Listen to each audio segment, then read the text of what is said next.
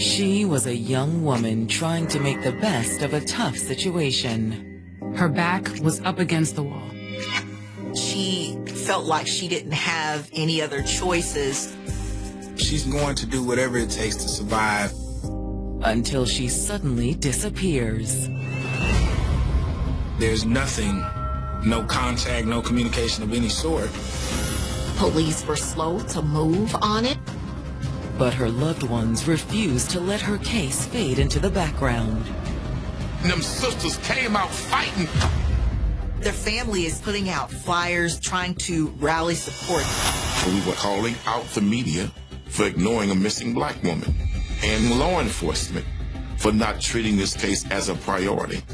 They are literally doing everything they can. But it's a strange twist of fate that reveals a predator hiding in plain sight. I was calling to get a welfare check on my boyfriend. I think he's trying to commit suicide. He was overcome with smoke that was filled in the apartment. In the back of the ambulance, he starts to become conscious. Hey, this is the ambulance 73. Can you contact HPD? He's telling us he tried to kill himself because he thinks he killed somebody.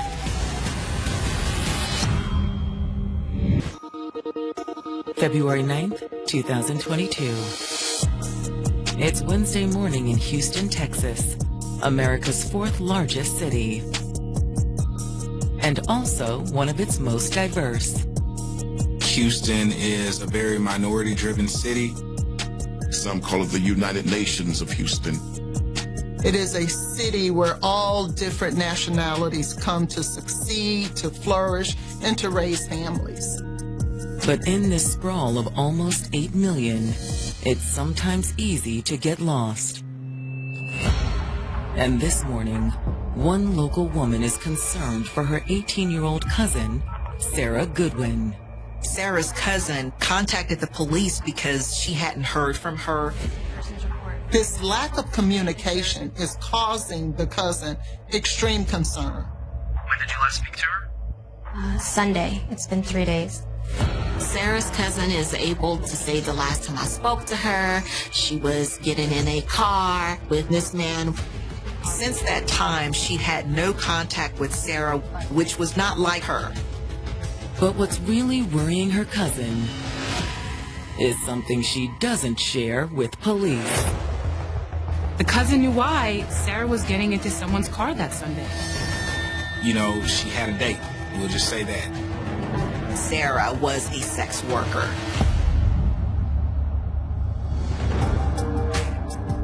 Sarah Goodwin was beautiful inside and out. Friends describe Sarah as a beautiful young girl who was full of love and full of life. Above all else, though, Sarah cherished her role as a big sister. Her brother's 15. That's just a 3-year difference. She was such a loving big sister. She would have died for her little brother.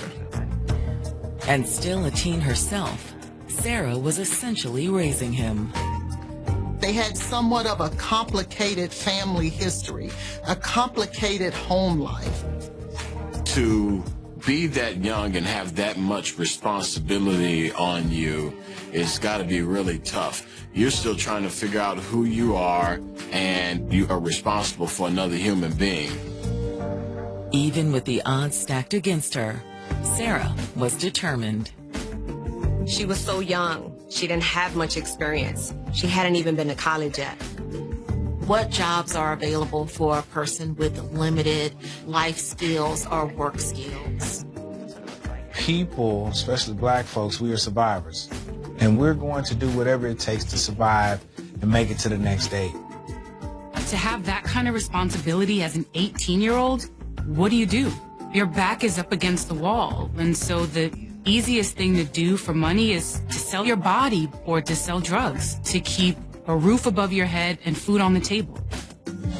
In her desperation, Sarah turned to sex work.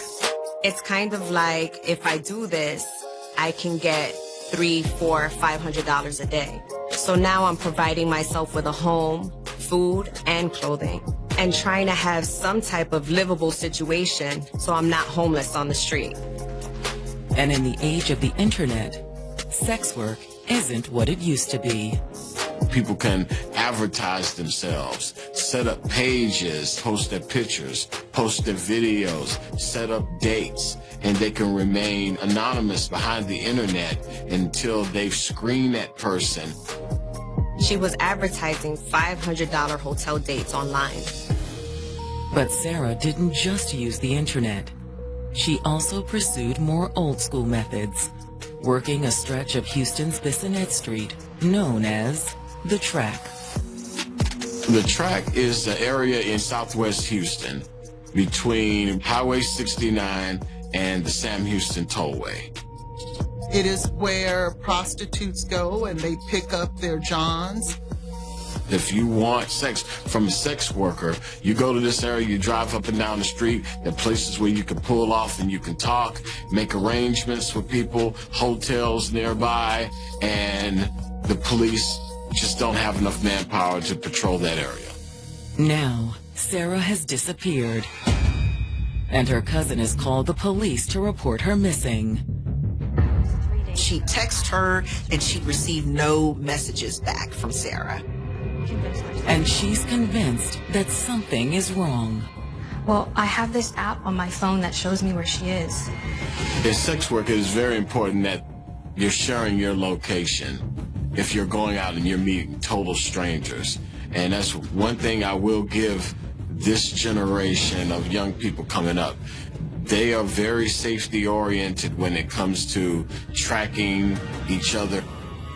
She was very smart in that she shared her location with her cousin so that her cousin knew where she was every step of the way. Her phone said that she was at this apartment complex near Bissonnette. Her phone is pinging in the same location for hours. Until it had suddenly stopped. Sarah's phone went dead. 18-year-old Sarah Goodwin had turned to sex work in order to support herself and her 15-year-old brother. She put herself out there on the internet, and then she also walked the streets. It's so brutal to be 18, caring for yourself, caring for your 15-year-old brother, and doing what you feel you need to do to survive. But now it's been 3 days since Sarah disappeared after getting into a car with an unknown man. That was 3 days ago. I haven't been able to reach her since. There's nothing, no contact, no communication of any sort from Sarah. While her cousin can't identify the man Sarah was meeting up with, she isn't entirely empty-handed. Sarah's cousin is able to give the police a lot of good information. Sarah had given her permission to track her location. This is very important because what it allows is for someone that knows that person, knows that sex worker, to know their whereabouts at all times. She's able to say she's at an apartment and the phone is dead.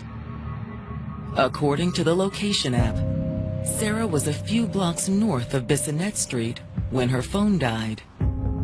Bissonnette is notorious, known as somewhat of a hunting ground if you're looking for a prostitute. However, despite her cousin's growing concern, police show little urgency. It's not until 2 days later that detectives are actually assigned to the case. The first thing that detectives did was dig into Sarah's background. He does this on the internet, and he sees that she's advertising herself as a sex worker. And that's more or less where the investigation into her disappearance stops. They really didn't make a move on it. It could be because we're dealing with a person that's working as a prostitute. And that's unfortunate. But sex work may not be the only factor at play either. If a black woman or girl is missing, we don't get the same attention that someone of another race would. If she was blonde-haired and blue eyes, and coming from a suburban white neighborhood, the National Guard would be in the streets of Houston looking for this woman.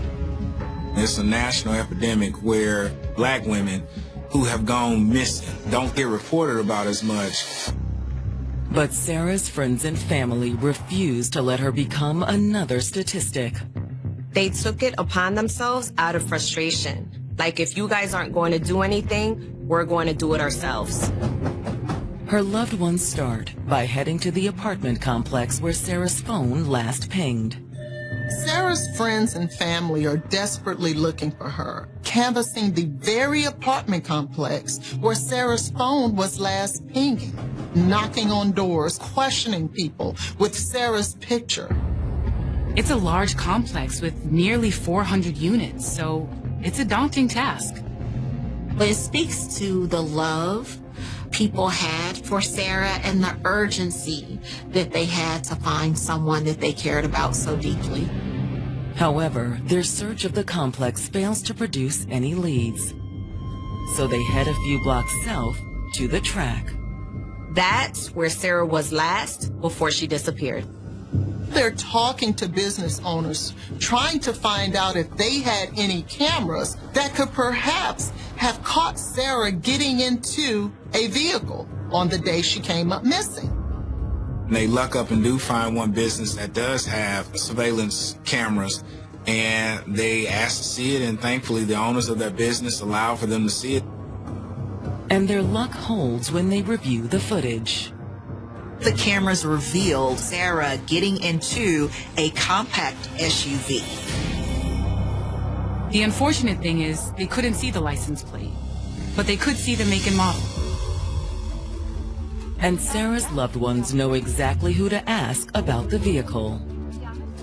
They talk with other girls who are out there working the track. When shown photos of the SUV, several of the women recognize it. Apparently, he went there all of the time. Yeah, he comes around here pretty often. He's actually tried to pick me up before. Another important fact that they share with Sarah's family is that the person in the vehicle was known to have a gun. With the new information in hand, Sarah's family returns to police. Now they're armed with this footage. It's like she was here. We saw her. And here's the video footage proving that she got into that car. But even with everything they've given them, Sarah's friends and family see little forward movement from the police. They're still not getting enough traction that makes them feel comfortable that they're actually looking for Sarah.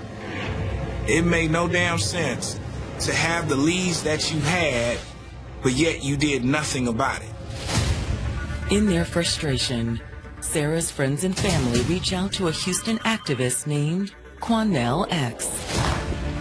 I have received a phone call at the office, and my chief of staff instructed me that there was a young girl missing, and the family, her friends and girlfriends were searching for her, and that they were not receiving any real assistance from law enforcement. They wouldn't make Sarah's case a priority. Quanell immediately reaches out to Sarah's family. He has drawn a lot of attention in the Houston community for trying to help people in situations like this. Really? Since Sunday? They took and pushed some black women who loved Sarah into a corner, and them sisters came out fighting, using everything within their power to wake everybody up and make that young girl's case a priority. Their determination spurs Quanell X to take action. I held a press conference calling out the media for ignoring a missing black woman and condemning law enforcement for not treating this case as a priority. Sarah's loved ones are grateful to finally see her case get the attention it deserves. Her family loves her. They want her to come home. They're hopeful it can make a difference in the investigation. When a community rallies together, that's when things happen. But rather than the press conference, it's a seemingly unrelated 911 call that provides the biggest breakthrough in the case. I was calling to get a welfare check on my boyfriend. On the line is a young woman. I think he's trying to commit suicide. He told her he had done something so bad that he couldn't live with himself. On February 19th, 2022, almost 2 weeks after Sarah Goodwin disappeared, a young Houston woman has called 911 worried about her boyfriend. I've been on the phone with him for like the past 2 hours. She tells the 911 dispatchers that he said that he was going to kill himself. He told her he had done something so bad that he couldn't live with himself. According to the caller, her boyfriend's name is Henry Cosette. When I tried to call him back, he wasn't responding. She becomes very, very scared for him, so she calls the police and asks for a welfare check. I just want to make sure he's okay. Henry's girlfriend is able to give the police the address of the complex where he lives. However, she isn't sure of his apartment number. I can meet the paramedic there. Okay. Maybe it's on the way. Thank you. Thank you. True to her word, Henry's girlfriend is at the complex when first responders arrive a few minutes later. She was able to take them to the apartment. The police knock on the door, but there's no response. Given the possibility that Henry might be suicidal, first responders decide to make a forced entry. When they force the door open, a large billow of smoke comes out of the apartment. And inside, they find Henry unconscious on the floor. He was overcome with smoke inhalation. They drag him out of the apartment. And then they locate the source of the smoke. It's a barbecue grill in the middle of the apartment, and it's lit. They were able to put that out. Thank God they get there in time before the fire spreads. While police secure the scene, Henry is rushed to the hospital.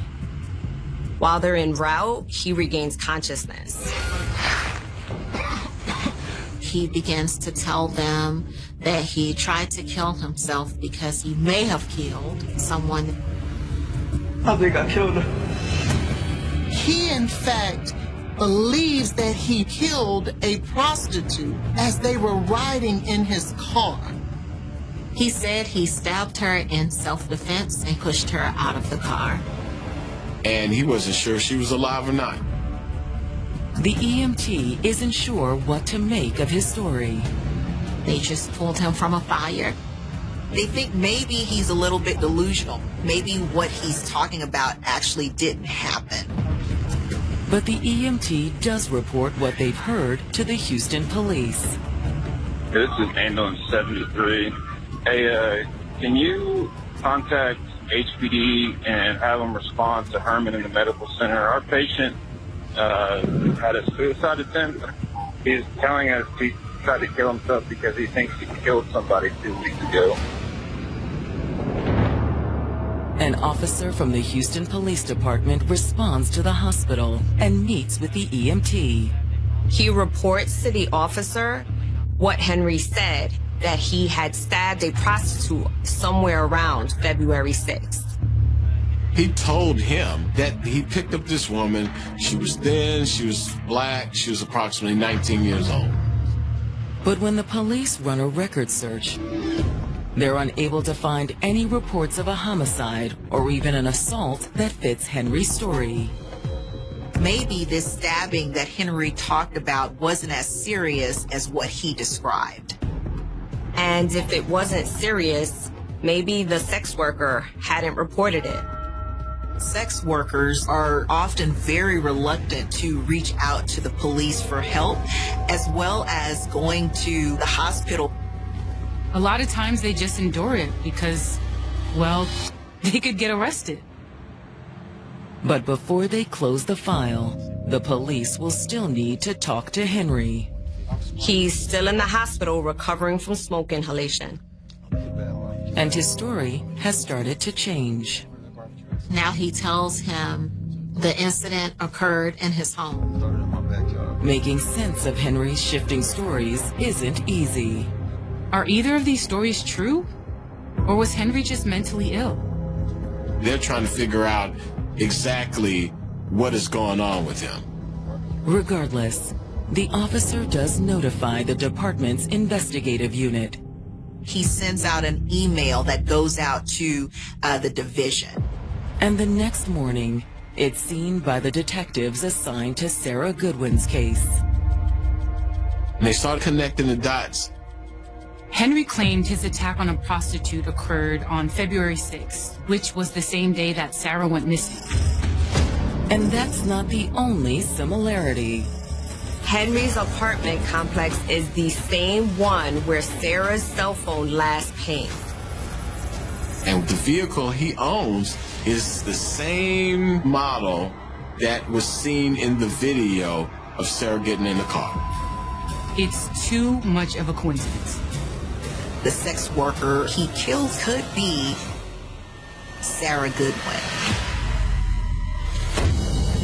Houston detectives investigating the disappearance of 18-year-old sex worker Sarah Goodwin have reason to believe a man named Henry Cosette may be involved.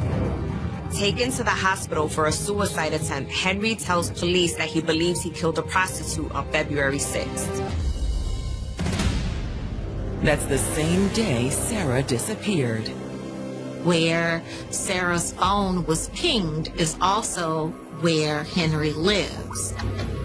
And Henry's SUV is a match for the vehicle that Sarah was seen getting into on surveillance footage on the day of her disappearance. There has to be a connection, right? To find out, detectives head to the hospital, where Henry is recovering under psychiatric observation.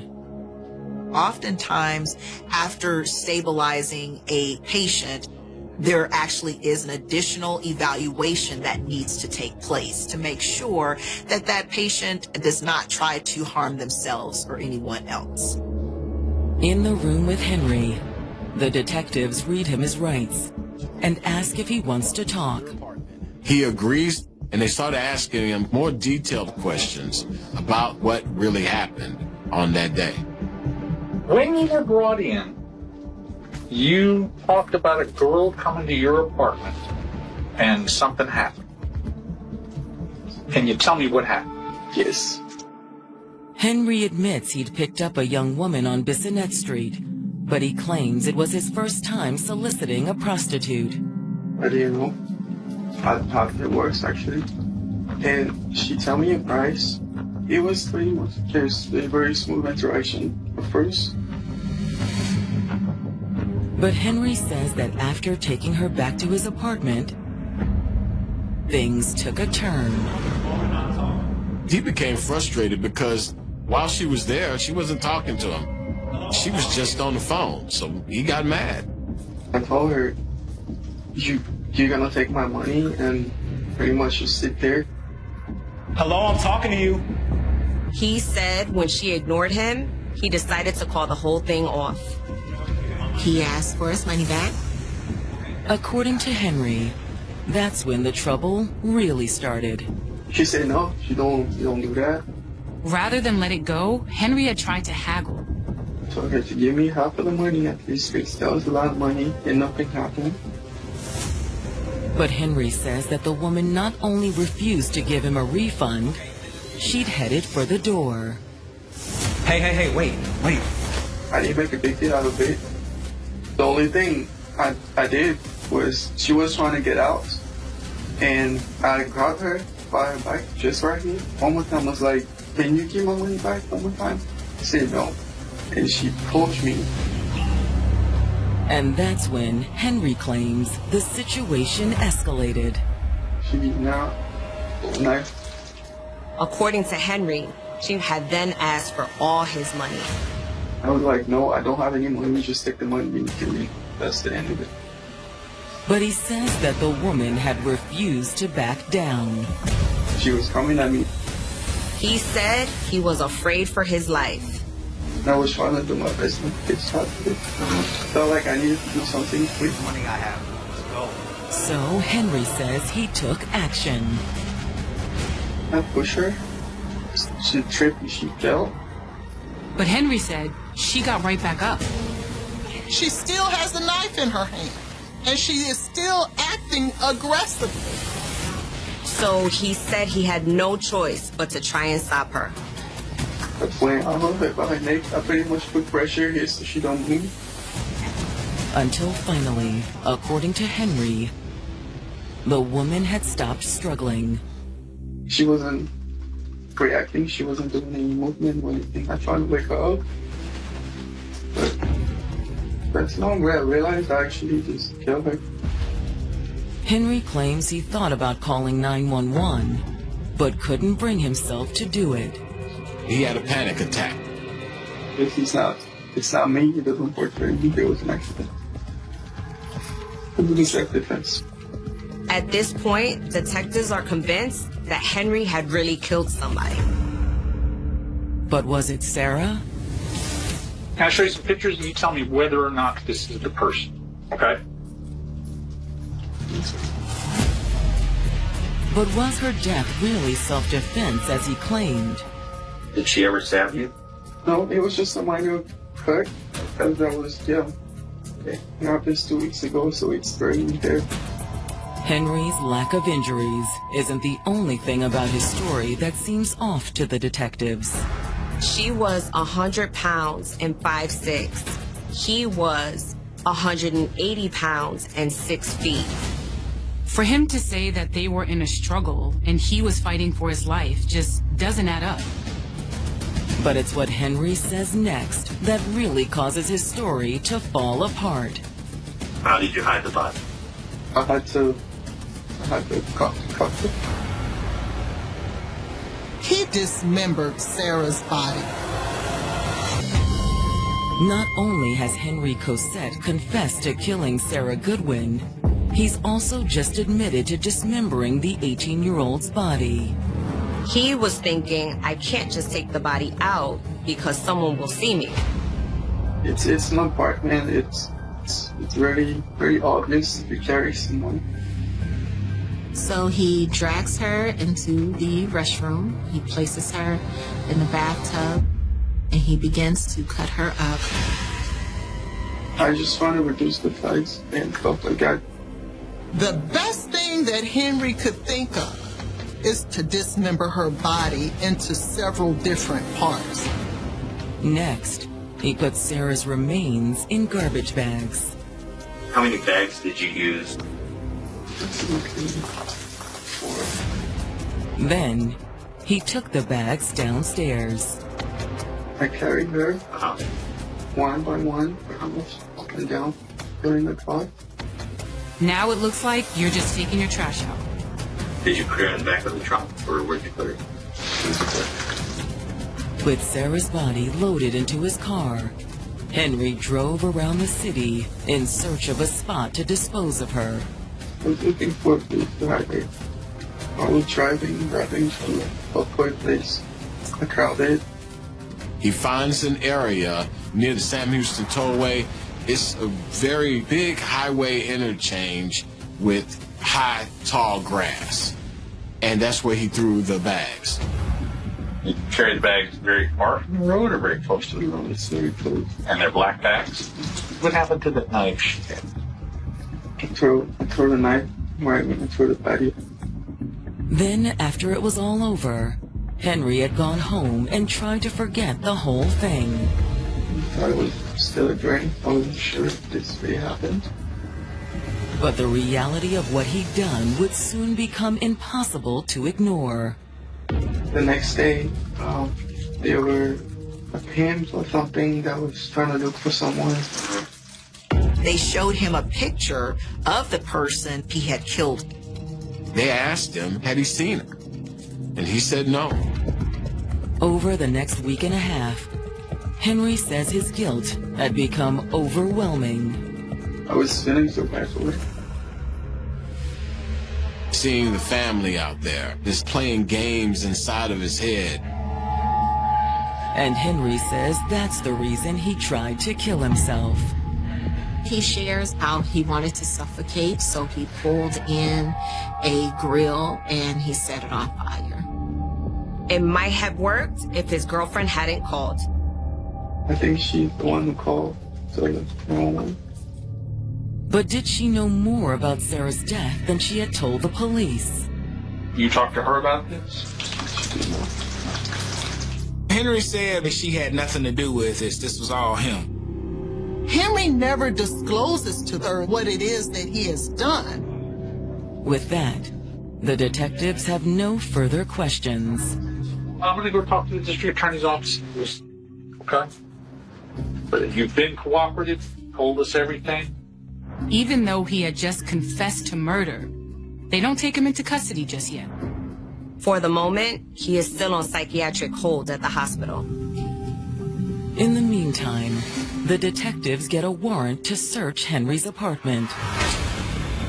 They find the trash bags that were described to them. And spraying luminol in the bathroom appears to confirm the rest of Henry's horrific story. Luminol is a chemical that identifies traces of iron from blood. This chemical will light up if traces of iron are found. And even though they don't see any blood to the naked eye, there's blood all over the place. It showed where he cut her body up in the tub. But the real proof will come when the detectives find Sarah's body. They drive to where Henry said he's placed her. They know the area that he's speaking of. It's high grass, small trees. It doesn't take much searching before they find a black trash bag that Henry described. Inside, they find what seems to be the torso of the young woman. Detectives investigating the murder of Sarah Goodwin have found human remains where Henry Cosette said he dumped the 18-year-old's dismembered body. They discovered 6 bags total. 4 bags contain Sarah's body parts, and the other 2 bags are filled with sheets and latex gloves. However, despite what Henry claimed, they don't find the knife Sarah allegedly used to try to stab him. Which means she probably never had a knife in the first place. After discovering the remains, detectives head to the Houston suburbs to speak with Sarah's mother. Police have to do one of the toughest jobs they gotta do. They gotta go out and notify that family that they may have found Sarah. To confirm the body in the bags is Sarah, her mother agrees to provide a DNA sample. They compare that with the body parts that were found, and it comes back a match. The body parts that they found belong to Sarah. The autopsy report also confirms that the cause of death was strangulation. With his confession now confirmed, when Henry is released from his psychiatric hold, police are waiting. He goes directly into custody. Henry is charged with arson and murder. Hoping to gain more insight into the mind of their killer, detectives meet with Henry's girlfriend. They want to find out as much as they can about Henry Cosette. Where's Henry from? She tells police that he moved to the States from Paris in about 2015, 2016. What does Henry do for a living? We work for like some tech company in the Heights. So how long have you been dating? Since right before Christmas. And she says there was never any violence between them. She's never seen him angry. There's nothing that would indicate that he's capable of this. She's never known him to be a violent person, let alone the fact that he's out here hanging with prostitutes. All this is shocking. Now, it seems the mild-mannered man she thought she knew is actually a vicious predator. Henry is trying to give this perception that he is a novice when it comes to dealing with prostitutes. This was his first time, and things just kind of got out of hand. But remember, his car had been seen up and down the track. Several sex workers told Sarah's family that they had also saw Henry's car on the track after Sarah disappeared. So that suggests he's still out there trying to pick up prostitutes. And things only look worse for Henry when a week after his arrest, another young woman comes forward. She says she's had an encounter with Henry as well. The girl said that she was leaving the gym. Henry approached her driving that SUV. She said, he sees me, honks his horn, I stop, we start conversing. How old are you? 19. She told him she was 18 or 19. But she was actually 16. Then Henry asked her if she needed a ride home, and she told him no. So then Henry asked her out. At that point, she said that you could pick me up from my house later on. The teenager says that Henry showed up right when he said he would. They're talking about where they're going to eat. And the woman's mom comes out and she starts yelling, "She's only 16. 16? Knowing that he's been caught, he voluntarily allows this young woman to get out of the car and go safely with her mother. Her mom had a photo of the man's SUV in her phone. So they know the man in the SUV was Henry. His MO seems to be to pick on young, vulnerable black women. Which is exactly how prosecutors portray Henry when he goes on trial in April of 2024. Henry's lawyers opt for a bench trial, which means it will be decided by a judge and not a jury. There are some benefits to a bench trial. And I think in this situation, they probably wanted to go to a judge because the judge would be able to separate the emotion from the actual law. Judges hear this type of stuff every day, and so are more desensitized to issues like an 18-year-old being murdered and then dismembered, as opposed to a 12-member jury. Although according to the prosecution, there can be no doubt that Henry killed Sarah. You had a confession of him basically saying, hey, I chopped this young lady. From the confession, they were able to find Sarah's body. The prosecutors have Sarah's phone location and video footage of her getting into the car. So that let them know right away that he was guilty. And Henry had only owned up to what he had done after putting even more lives at risk. He tried to commit suicide by way of smoke inhalation. Not only could he have killed himself, but he could have killed other people at that apartment complex.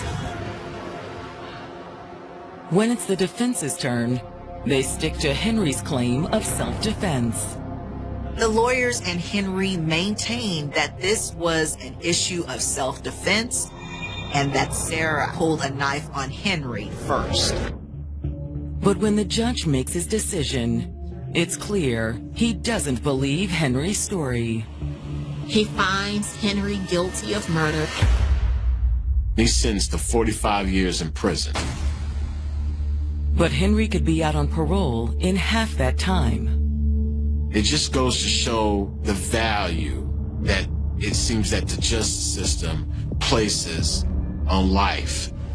He could be out of jail when he's 50. But no matter the punishment, it will never make up for the loss of 18-year-old Sarah Goodwin. I look at Sarah's story and I see a story of survival that unfortunately ended tragically. Sarah really never got a chance to live her life. And unfortunately, because of the work that she was doing, it put her in a really bad situation and exposed her to a lot of danger. If she was given a chance to come into herself as an adult, she could have impacted the world. But now, we'll never know. At 11:52 in the morning on June 7th, 2013, the first reports began reaching the Santa Monica Police Department. There had been gunfire near Yorkshire Avenue. A house at 2036 Yorkshire Avenue was burning. At first, those two facts might have seemed like separate emergencies, a fire requiring firefighters and reports of shots requiring police officers. But within minutes, investigators would understand that they were looking at the beginning of something much larger. Inside that burning house were two men who had been shot dead. One was 55-year-old Samir Zawari. The other was his 25-year-old son, Christopher, known as Chris. The two men were father and son, and they were also the first victims in a chain of violence that would move from a family home to the streets of Santa Monica and finally into Santa Monica College. The man responsible was Samir's younger son, John Samir Zawari, 23 years old and only 1 day away from his 24th birthday. By the time the violence ended, 5 people would be dead at his hands. Another person would have suffered a fatal injury and died 2 days later. And Zawari himself would be dead after being shot by police. The entire sequence unfolded in roughly 15 minutes. 15 minutes is a small measure of time. It is shorter than an average television episode, shorter than many people's lunch break, and long enough for an ordinary morning to become a collection of crime scenes. On that June morning, the first scene was a family home. The house on Yorkshire Avenue was no longer simply a place where a family lived. It had become the starting point of a violent sequence whose full meaning would remain difficult to understand even after the gunfire stopped. Firefighters extinguished the flames and discovered the bodies of Samir and Chris. Investigators would determine that the two men had been shot. What happened inside that house was the first major question in the case, but there was almost no time to answer it before the next emergency began. John Zawari had already left. He was dressed in black and carrying a semi-automatic rifle along with a large amount of ammunition. He approached a woman who was driving a Mazda hatchback and forced her to drive him at gunpoint. She was not an accomplice. She had no known connection to the Zawari family and no role in whatever had happened inside the house. She was simply someone who happened to be driving through Santa Monica at the wrong moment. Then another woman saw what was happening and attempted to intervene. Zawari fired at her, wounding her. The Mazda continued moving, now under the control of an armed man who was directing its destination. That destination was Santa Monica College. The significance of that journey would only become clear afterward. At this point, the people around him could not know where the violence would end. They could only react to what was happening in front of them. As the vehicle moved through the streets, Zawari continued firing. He shot at a big blue bus carrying roughly 24 passengers. Several people on the bus were wounded. He also fired toward a police vehicle. The attack was no longer confined to a private residence. It had become a public threat moving through the city. Every new location added another group of people who could become victims without ever knowing who Zawari was or what had brought him onto the streets that morning. Eventually, the Mazda approached the Santa Monica College campus. There, Zawari saw a Ford Explorer. Inside were 2 people, 68-year-old Carlos Navarro Franco, an employee responsible for caring for the college campus, and his 26-year-old daughter, Marcela Diaz Franco, who was a student at the college. Zawari opened fire on the vehicle. Carlos was killed. Marcela was critically wounded. She would survive the initial attack, but her injuries were fatal. 2 days later, she would die in a hospital from a gunshot wound to the head. In the space of only a few minutes, the identities of the victims had changed dramatically. At the beginning, the dead were members of Zawari's own family. Now a father and daughter, strangers to the man with the rifle, had been caught in the violence. But the sequence was still not over. Near the library was another person who had no demonstrated connection to Zawari, 68-year-old Margarita Gomez. Gomez was not a student. She was not a college employee. She was a woman who regularly came to the area to collect cans and recyclable materials. She happened to be near the campus that morning. Zawari shot her, and she died from her injuries to the abdomen and chest. There was no known personal relationship connecting Gomez to the gunman. Her presence in the story is a reminder of how indiscriminate the violence had become. The attack had begun inside a family, but by this stage, Anyone within the gunman's path could potentially become a target. Zawahri then moved toward the college library. Inside were students and employees, people engaged in the ordinary routines of an academic day. Some students were studying and preparing for examinations. The building was not a battlefield. It was a place associated with books, classes, and the quiet concentration of people trying to finish their work. Then the gunfire entered that environment. Zawahri began shooting inside the college. According to police, he fired at least approximately 70 rounds on campus. Employees attempted to protect themselves. Some hid in storage areas and barricaded doors. Students and staff were suddenly confronted with the same uncertainty that had followed the gunman through the streets. Where was he, and how much longer would the shooting continue? The details of those moments would become part of the investigation, but one fact stands out. Despite the volume of gunfire, no additional students were killed inside the library. Police moved toward the shooter, and the confrontation finally ended when officers shot Zawahri multiple times. He died at the scene. The immediate violence was over, but the investigation had only begun. The police now had to reconstruct a sequence that had started at a burning family home and moved through several locations before reaching a college campus. They had to understand how the first two victims had died, how Zawahri had moved from the house into the streets, how he had acquired and carried his weapons, and what had led him towards Santa Monica College. They would also find evidence that the events of June 7th had not emerged from an entirely unknown history. Years earlier, while still a student, Zawahri had attracted concern after a teacher discovered that he had searched online for information about assault weapons and ways to construct explosive devices. The school contacted police, and Zawahri was taken to UCLA's psychiatric department. In 2011, California's Department of Justice had also informed him that he was prohibited from purchasing firearms. Yet in 2013, he was carrying a rifle, a revolver, and a substantial supply of ammunition. There was also a handwritten letter, several pages long, found after his death. In it, Zawahri expressed remorse for killing his father and brother, said goodbye to friends, and expressed hope that his mother would receive financial support. But the letter did not provide a complete explanation for what happened next. It did not satisfactorily answer why the violence continued after the deaths of Samir and Chris, why strangers became victims, or why Santa Monica College became the final destination. Those questions would remain at the center of the investigation.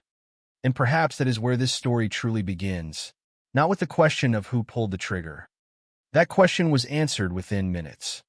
The harder question was why those 15 minutes happened at all. To understand that, we have to go back before the burning house, before the gunfire on the streets, and before the library became the final scene. We have to look at John Zawahri, the family he came from, the warning signs that had appeared years earlier, and the people whose lives would be forever divided into a time before June 7th, 2013, and everything that came after it. Before the gunfire reached the streets of Santa Monica, before a college library became the final scene of the attack, there was a much quieter story unfolding around John Samir Zawahri. On June 7th, 2013, Zawahri was 23 years old. He had been born on June 8th, 1989, which meant that the following day would have been his 24th birthday. That detail is difficult to ignore when reconstructing the timeline. A birthday was approaching, a date that ordinarily might have been associated with family, routine, or another year of life. Instead, June 8th would arrive one day after a sequence of killings that had begun inside the Zawahri family home and ended with John himself dead. The available information does not provide a complete portrait of his private life, and it would be misleading to pretend that it does. What investigators and the public could see were fragments: his connection to Santa Monica College, incidents from his adolescence, concerns about weapons, family difficulties, and preparations that would eventually become part of one of the most disturbing shootings in Santa Monica's history. Zawahri had previously attended Santa Monica College around 2010. That connection would later become significant because the college was where the attack ultimately ended. But there was no clear evidence that he had developed a specific grievance against the institution. There was no established record in the information available here showing that the college had expelled him, that he had been involved in a disciplinary dispute there, or that he had publicly identified the school as an enemy. He had simply been a student there. That distinction matters. Once a violent event has occurred, people naturally search backward for clues. Every previous school, every argument, every unusual behavior can appear to form a straight line leading toward the final act. But real investigations are rarely that simple. A past connection can be relevant without being an explanation. And in Zawahiri's case, some of the earliest documented concerns appeared years before he ever became associated with the 2013 shooting. In 2006, while Zawahiri was still a student at Olympic High School, a teacher discovered that he had searched online for information concerning assault weapons and methods of constructing explosive devices. The discovery was serious enough that the school contacted police. Zawahiri was taken to the psychiatric department at UCLA.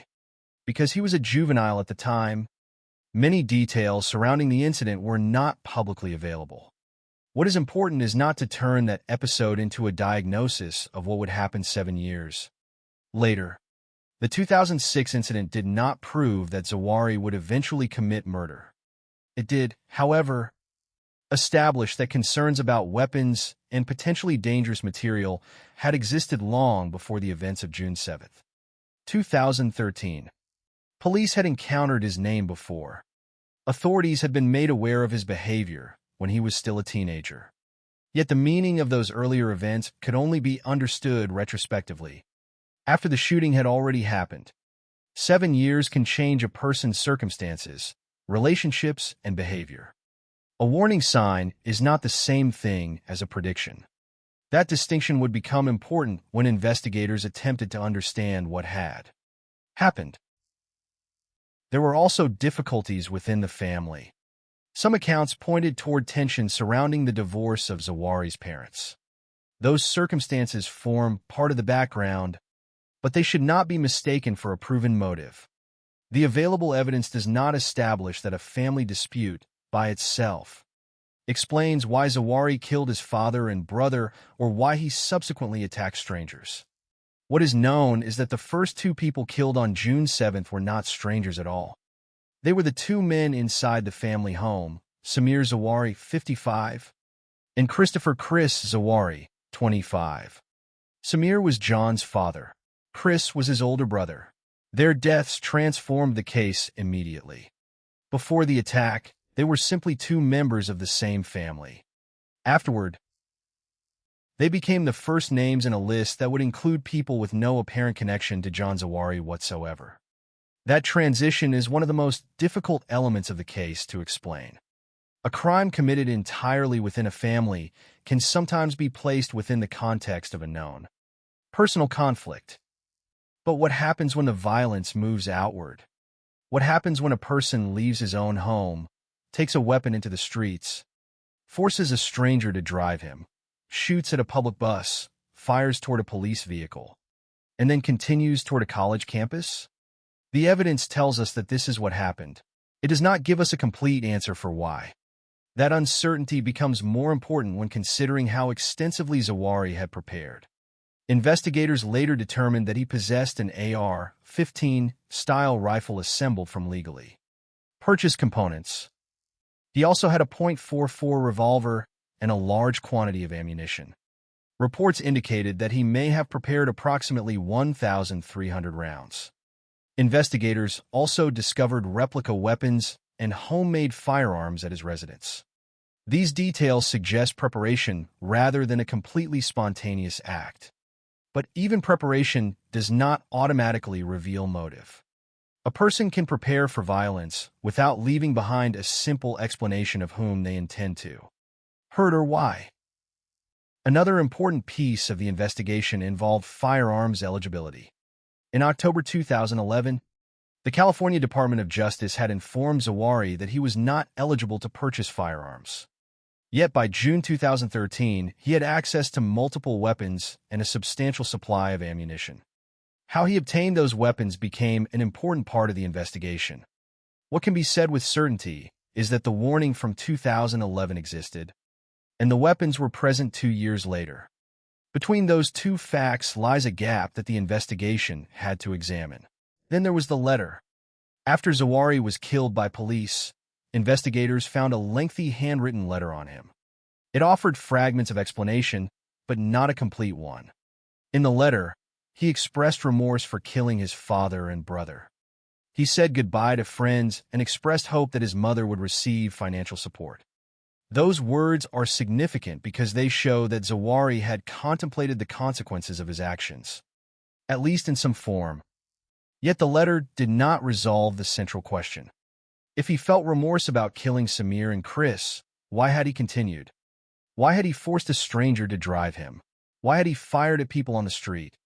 Why had Carlos and Marcela Franco become targets? Why had Margarita Gomez, a woman with no apparent connection to him, been killed near the college? And why did the journey end at Santa Monica College, a place he had once attended? These questions could not be answered simply by reading the letter. They remained unresolved pieces of a much larger puzzle.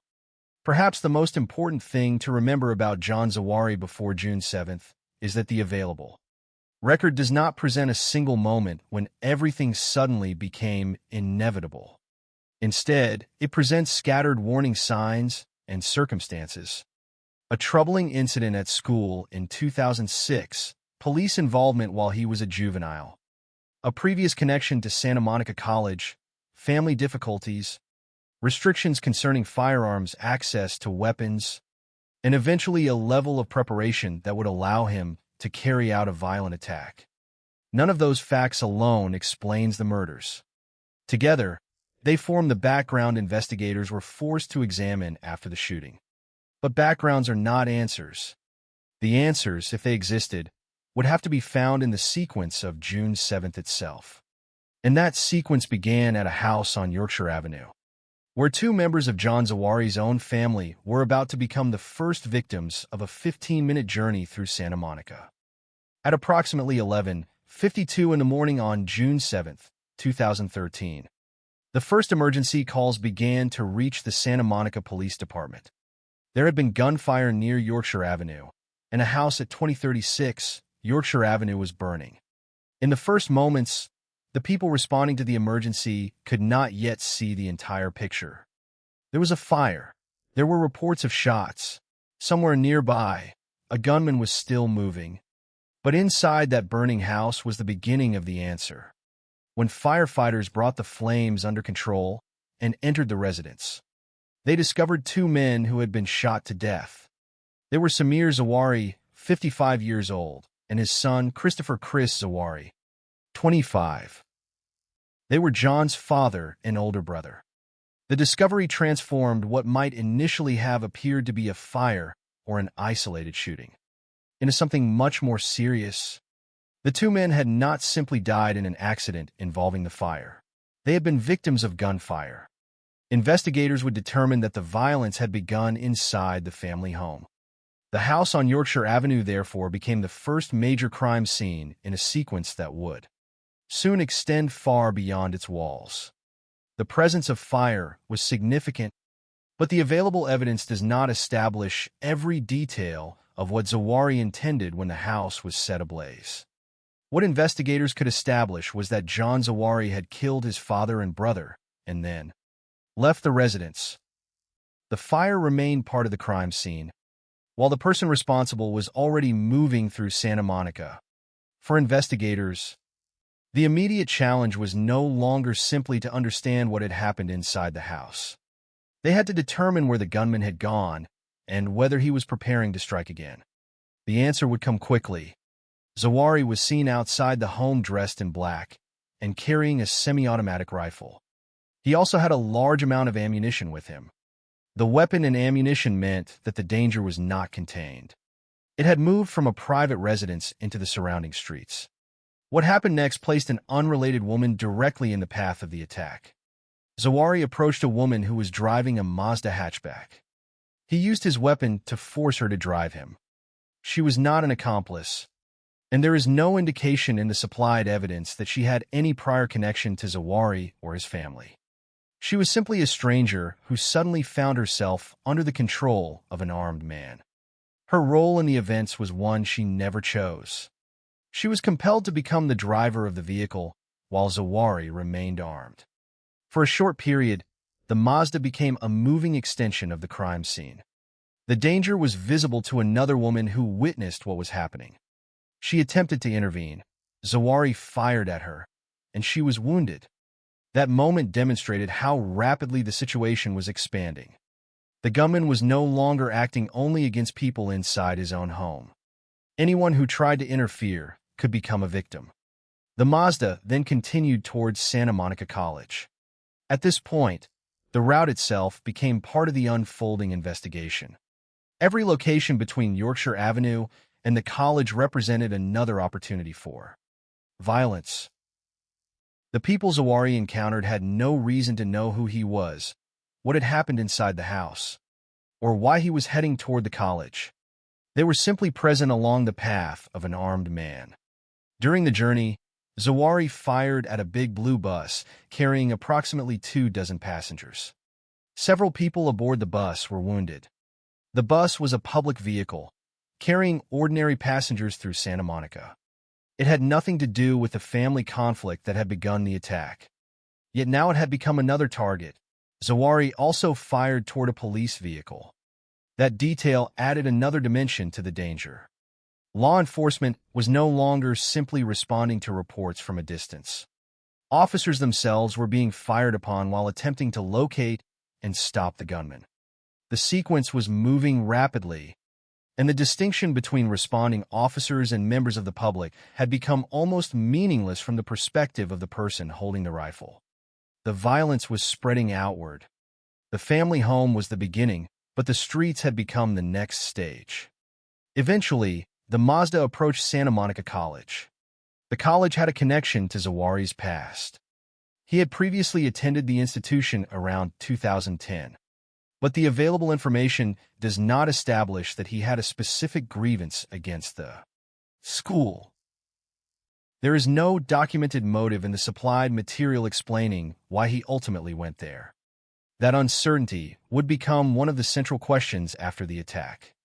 For the people at the college that morning, however, there was no time to consider motives. They were simply confronted with the consequences of a gunman arriving on campus. Near the college, Zawari encountered a Ford Explorer. Inside the vehicle were 68-year-old Carlos Navarro Franco and his 26-year-old daughter, Marcela Diaz Franco. Carlos worked caring for the college campus. Marcela was a student there. They were father and daughter, much like Samir and Chris had been father and son, but there was no known personal relationship connecting them to Zawari. Their presence at the college was ordinary. Carlos was connected to the institution through his work, while Marcela was there as a student. Then Zawari opened fire on their vehicle. Carlos was killed. Marcela was critically wounded. Her injuries were severe enough that she would not survive. She remained alive after the initial attack, but 2 days later she died in a hospital from a gunshot wound to the head. Her death meant that the final number of people killed by Zawari was not immediately apparent on June 7th. Carlos was dead at the scene, while Marcela's life continued for another 2 days before her injuries proved fatal. The tragedy was therefore unfolding even after the gunman himself had been stopped. The attack had now moved through several distinct stages. It had begun with the deaths of Samir and Chris inside the family home. It had continued with the forced carjacking and the shooting of a woman who tried to intervene.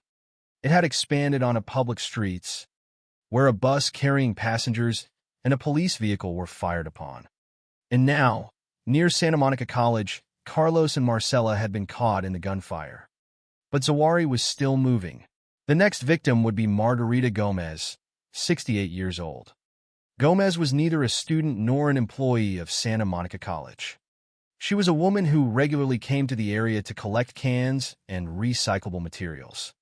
There was no known connection between her and Zawari. She happened to be near the college as the attack unfolded. Zawari shot her, and she died from wounds to her abdomen and chest. Her death is one of the clearest examples of how far the violence had moved from its original setting. The first victims were Zawahiri's father and brother. By the time Gomez was killed, the attack had become a danger to people who had never been part of his personal life at all. The identities of the victims changed, but the violence continued. The path from the family home to the college was becoming a chain of separate crime scenes, each one connected by the same gunman. By now, the campus itself was no longer simply the destination of Zawahiri's journey. It was becoming the final stage. Ahead was the college library, where students and employees were engaged in the ordinary routines of an academic day. Some were studying and preparing for examinations. They had no reason to expect that an armed man who had already killed several people was approaching. Zawahiri moved toward the library, carrying the weapons and ammunition that had already allowed him to cross much of Santa Monica in a matter of minutes. The first reports had begun at 11:52. The sequence was moving toward its final confrontation. Inside the college, people were about to discover that the gunfire they had heard was not a distant emergency. It was coming closer. And when Zawahiri entered the campus library area, the violence that had started inside one family's home would become a threat to an entire community. By the time John Zawahiri reached the area around Santa Monica College, the attack had already crossed several boundaries. It had begun inside his family's home, where his father and brother were killed. It had then moved into the streets, where an unrelated woman was forced to drive him. Another woman was wounded when she tried to intervene. A public bus came under fire, and a police vehicle was targeted. Near the college, Carlos Navarro Franco and his daughter Marcela Diaz Franco were shot in their Ford Explorer. Margarita Gomez, a 68-year-old woman who collected recyclable materials near the campus, was also killed. Yet even after all of this, the sequence was not finished. The next destination was the college itself. Santa Monica College was not an unfamiliar place to Zawahiri. He had attended the institution around 2010. That fact would later attract attention because the campus became the final location of the attack. But it is important to separate what is known from what remains uncertain. The available information does not establish that Zawahiri went to Santa Monica College because of a specific dispute with the school. There is no confirmed grievance described in the supplied evidence that explains why the campus was chosen. His previous attendance, there is a documented connection, but a connection is not the same as a proven motive.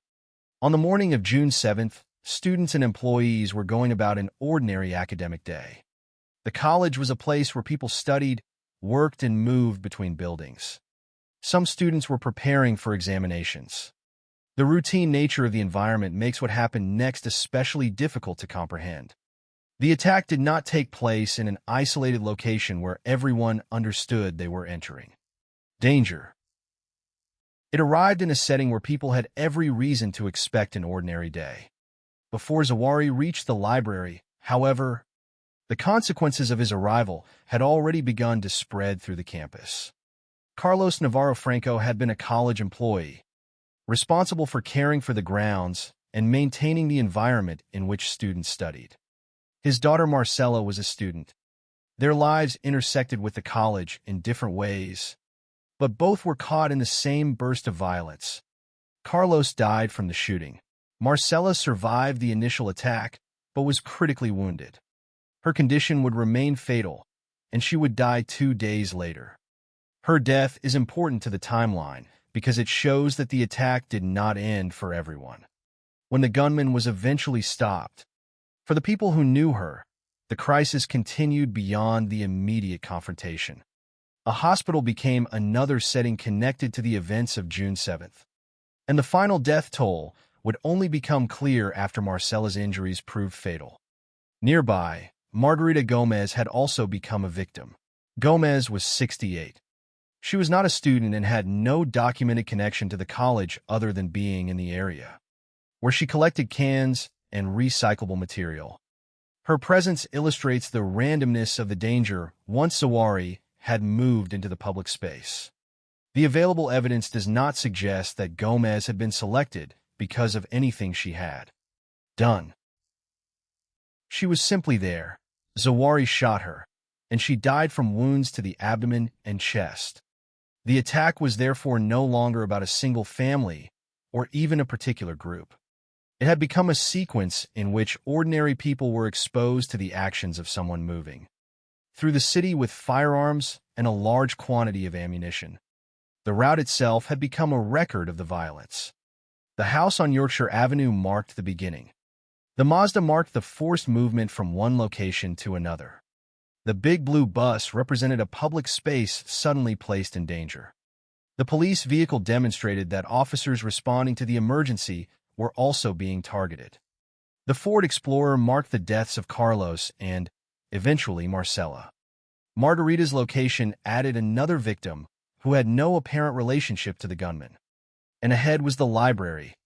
The closer Zawahri came to the college's central buildings, the more people were potentially exposed to the attack. Inside the library, students were studying, employees were working. The building contained people who had no reason to know what had happened at the Zawahri home or on the streets. They could not know the full sequence behind the gunfire. They only knew that something was happening around them. When Zawahri began firing on campus, the college became the largest enclosed setting of the attack.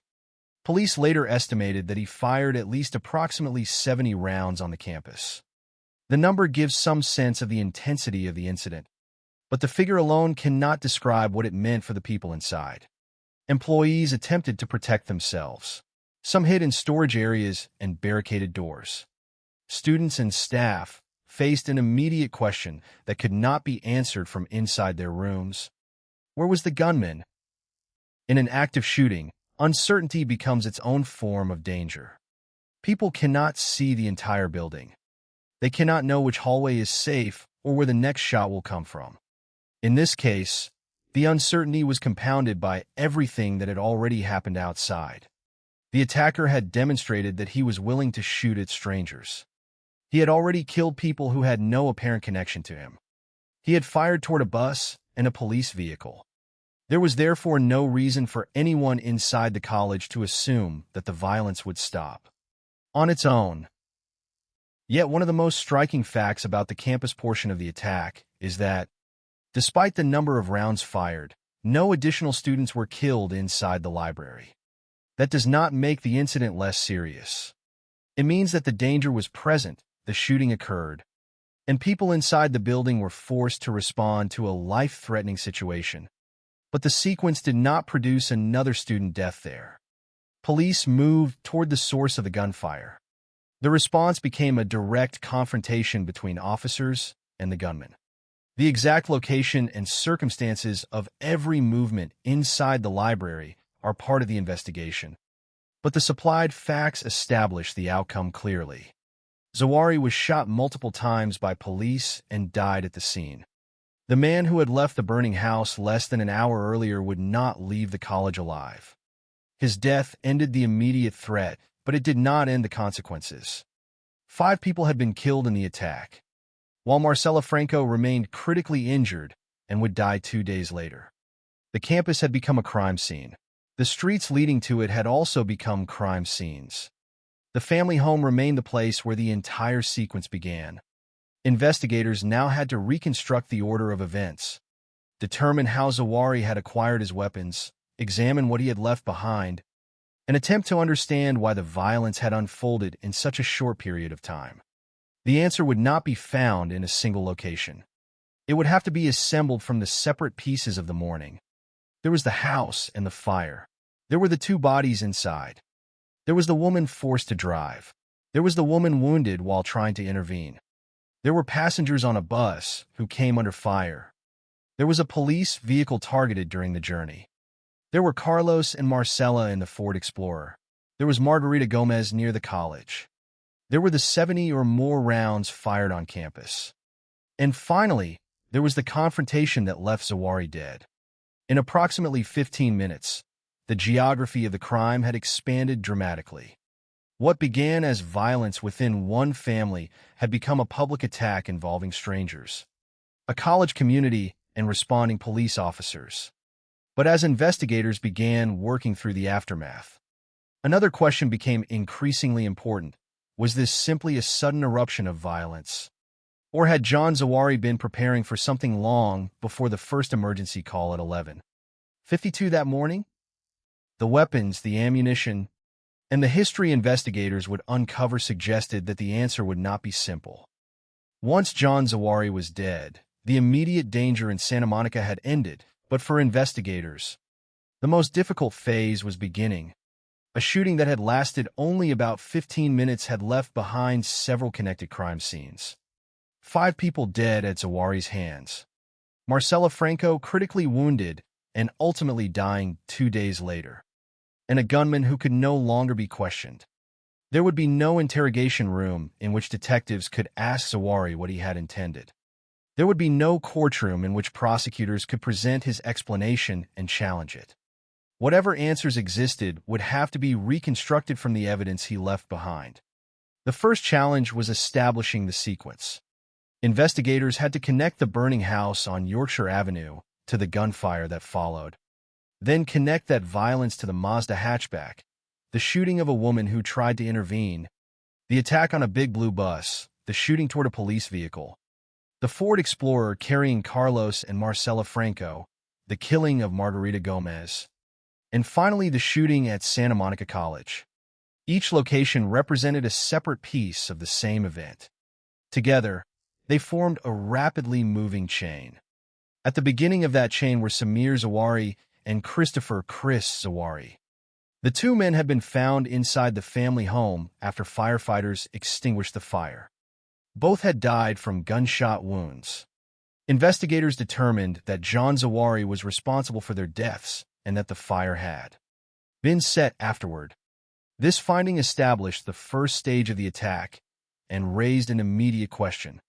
What had happened inside the family before the gunman left? The available information points to difficulties surrounding the family, including tensions connected with his parents' divorce. But those circumstances do not provide a complete or proven motive. Investigators, therefore, had to look beyond family conflict and examine Zawahiri himself. One important part of that examination was his history with weapons. The investigation revealed that Zawahiri had an AR-15 style rifle assembled from legally purchased components. He also possessed a .44 revolver. More striking was the amount of ammunition associated with him. Reports indicated that he may have prepared approximately 1,300 rounds. The quantity was significant because it showed that the shooting had not been carried out with only whatever ammunition happened to be available. Zawahiri had access to a substantial supply. Investigators also found replica weapons and homemade firearms at his residence. These discoveries became part of the broader picture of his preparation. Yet even here, caution was necessary. Possessing weapons and ammunition can establish preparation, but it does not automatically establish the intended target or the precise motive. The evidence showed that Zawahiri was armed and prepared. It did not, by itself, explain why his father and brother were killed first, why strangers were attacked afterward, or why the route ended at Santa Monica College. Another important piece of the investigation concerned Zawahiri's ability to legally purchase firearms. In October 2011, the California Department of Justice had informed him that he was not eligible to purchase guns. That notification had occurred roughly 20 months before the shooting. By June 2013, however, Zawahiri had access to multiple firearms and a large amount of ammunition. This created an obvious investigative question. If authorities had already informed him that he was prohibited from purchasing firearms, how had he obtained the weapons later used in the attack? The supplied information does not provide a complete answer to that question. So the responsible conclusion is simply that investigators had to examine the source and acquisition of those weapons. It would be inaccurate to fill the gap with speculation. The weapons were present. The restriction had existed. The connection between those two facts was part of the investigation. The inquiry also returned to an incident from 2006, when Zawahiri was a student at Olympic High School. A teacher had discovered that he had searched online for information about assault weapons and methods for constructing explosive devices. The school contacted police, and Zawahri was taken to UCLA's psychiatric department. Because he had been a juvenile, many details of that incident were not publicly available. 7 years later, the earlier incident became part of the effort to understand whether there had been warning signs. But investigators and the public faced the same limitation. A warning sign is not a complete explanation of a future crime. The 2006 incident demonstrated that concerns about weapons had existed in his adolescence. It did not, on its own, reveal what he would eventually do in 2013. The same principle applied to his connection with Santa Monica College. Zawahri had attended the college around 2010, making it a known location in his past. But the evidence available here does not establish a specific grievance against the school. There was no confirmed explanation showing that he chose the college because of a particular dispute with administrators, faculty, or students. The college was part of his history, but the reason it became the final destination remained unclear. Investigators therefore had to work with fragments rather than a single coherent statement of motive. Perhaps the most personal piece of evidence was found after Zawahri's death. A lengthy handwritten letter. The letter contained several important clues about his state of mind, but it did not solve the case. In it, Zawahri expressed remorse for killing his father and brother. He said goodbye to friends and expressed hope that his mother would receive financial support. The letter suggested that he had contemplated his own death and the consequences that would follow. But it stopped short of providing a satisfactory explanation for the entire sequence. If he felt remorse over killing Samir and Chris, why had he continued? Why had he forced an unrelated woman to drive him? Why had he shot at a woman who attempted to intervene? Why had he fired at a bus filled with passengers? Why had he fired toward a police vehicle? Why had Carlos and Marcela Franco become victims? Why had Margarita Gomez been killed? And why had the journey ended at the college? The letter did not answer those questions. Instead, it became another piece of evidence containing fragments of a story that investigators could not fully reconstruct. The absence of a definitive explanation is one of the most important aspects of the case. True crime narratives often create an impression that every mystery eventually receives a clear answer. In this case, the central mystery remained. The identity of the gunman was established. The victims were identified. The weapons were examined. The sequence of events was reconstructed. His previous history was reviewed. A letter was found. But none of these pieces provided a single, proven motive for the entire attack. There was evidence of preparation, evidence of earlier concerns about weapons, evidence of family difficulties, and evidence that Zawahri had once attended the college. There was also the unmistakable fact that his first victims were members of his own family and that he then moved outward, attacking people who appear to have been strangers. The investigation, therefore, had to distinguish between facts and interpretation. It could establish what Zawahri did. It could establish where he went. It could establish what weapons he carried and what evidence he left behind. But the deeper question of why remained less certain. There would be no opportunity to ask him directly. There would be no trial in which his actions could be examined through testimony under oath. Zawahri's death meant that the investigation would end without the kind of judicial conclusion that accompanies many major criminal cases. The evidence could tell investigators how the morning unfolded, but it could not make the dead gunman explain himself. And perhaps the most difficult part of the case was precisely that gap between what could be established and what could only be questioned. The investigation had reached its factual boundaries. The next task was to understand what the outcome meant for the victims, the college, the families, and the community that had witnessed an ordinary June morning become a 15-minute sequence of violence. The most important part of any true crime case is not the weapon, the gunman, or the number attached to the final death toll. It is the people whose lives were interrupted. In the Santa Monica shootings, the investigation could reconstruct a sequence of movements, identify weapons, establish the identity of the shooter, and determine how the attack ended. But those facts can never fully describe what was lost. 5 people were killed by John Zawahiri, while Marcela Diaz-Franco, critically wounded during the attack, survived for 2 more days before dying in a hospital. Behind those names were individual lives, relationships, responsibilities, and ordinary routines that had nothing to do with the violence that overtook Santa Monica on June 7, 2013.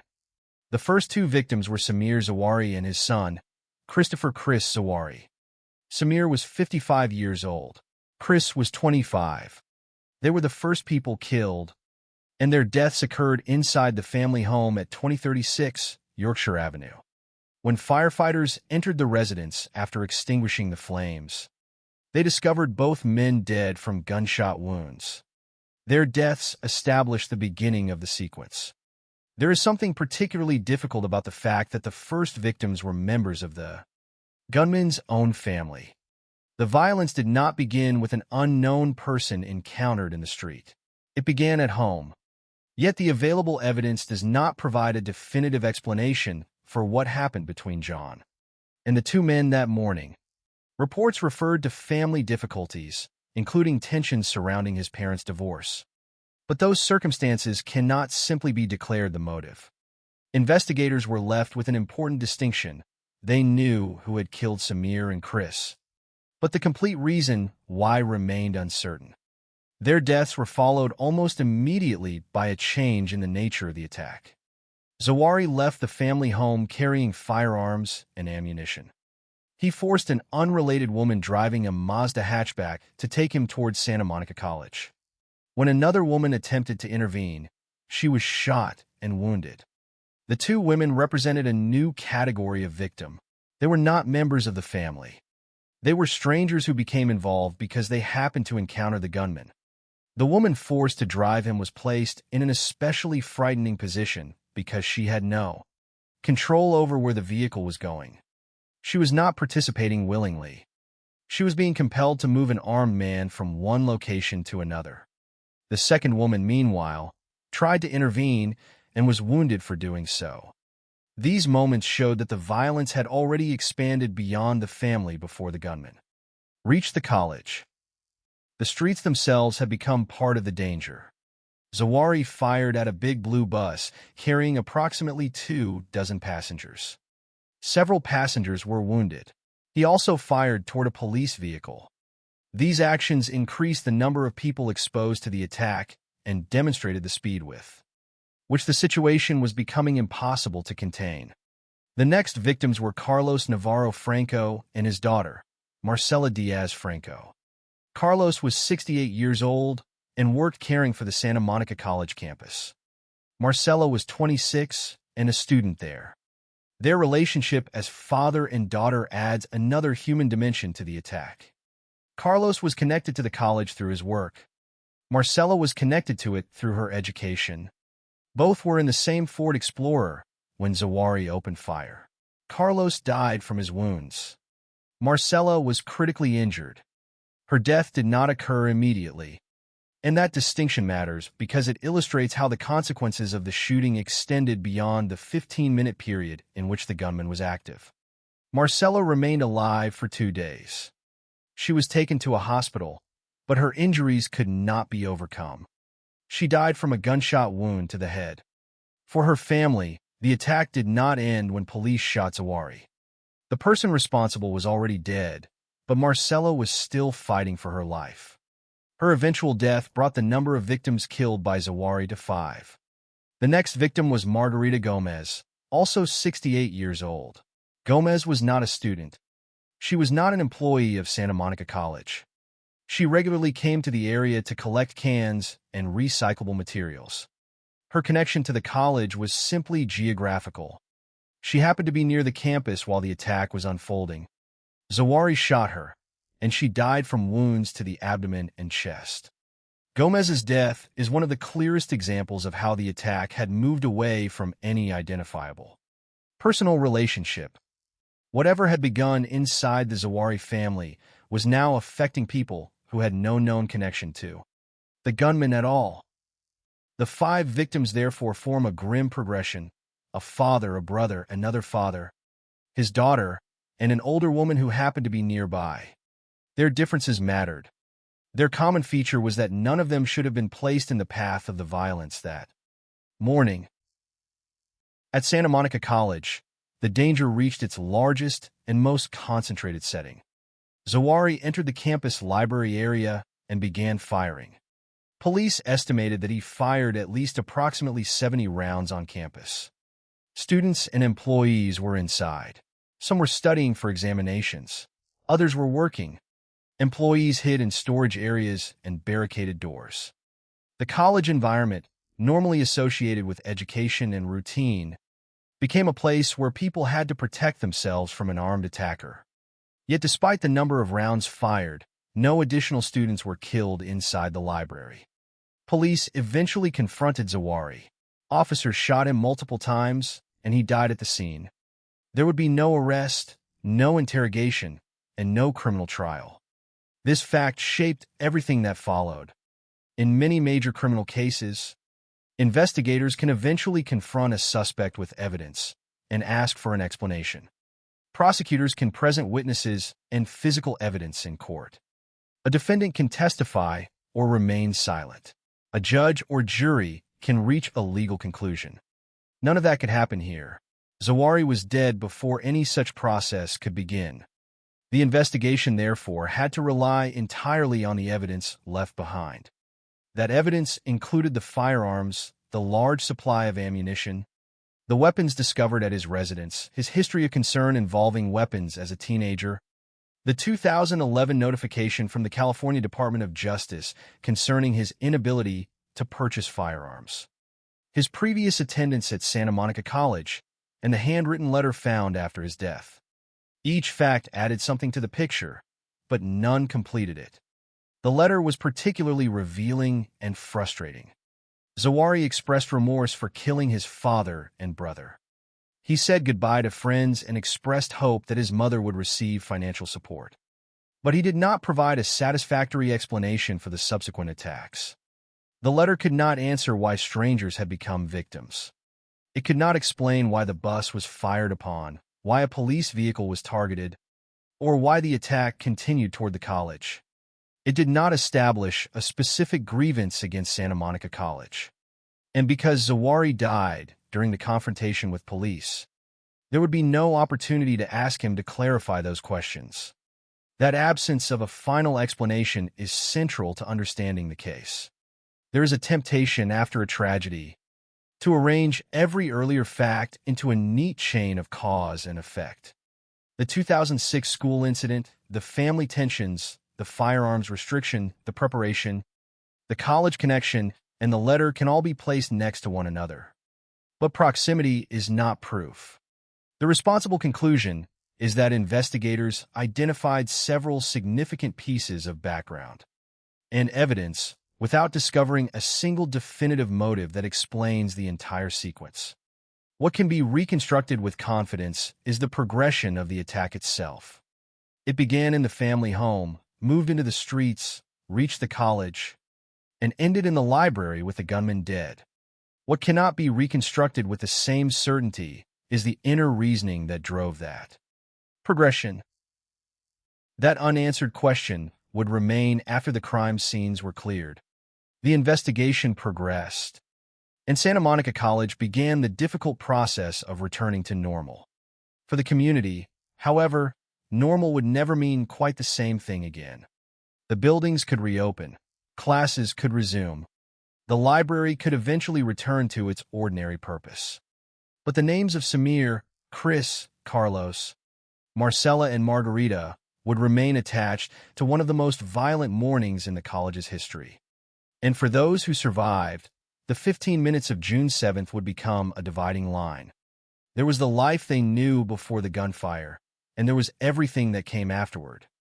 When the shooting ended, Santa Monica was left with a crime scene that was far larger than the location where the first emergency call had been made.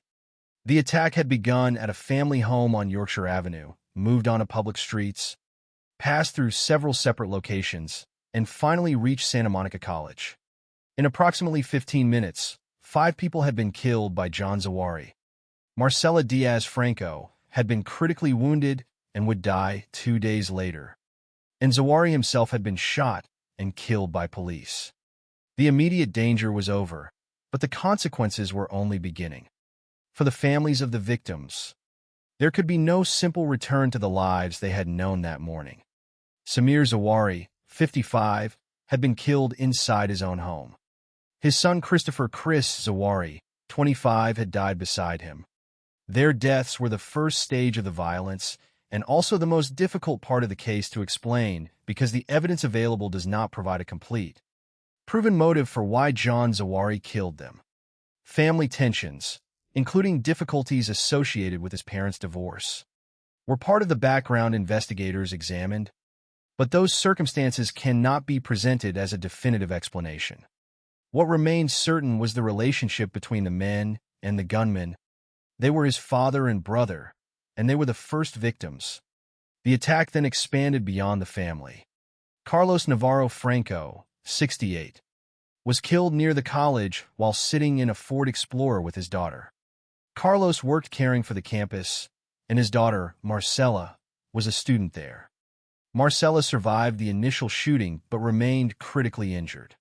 2 days later, she died in a hospital from a gunshot wound to the head. Her death meant that the consequences of the attack continued after Zawahri himself had been stopped. For her family, there was an additional period of uncertainty and grief between the shooting and her death. The final victim was Margarita Gomez, 68.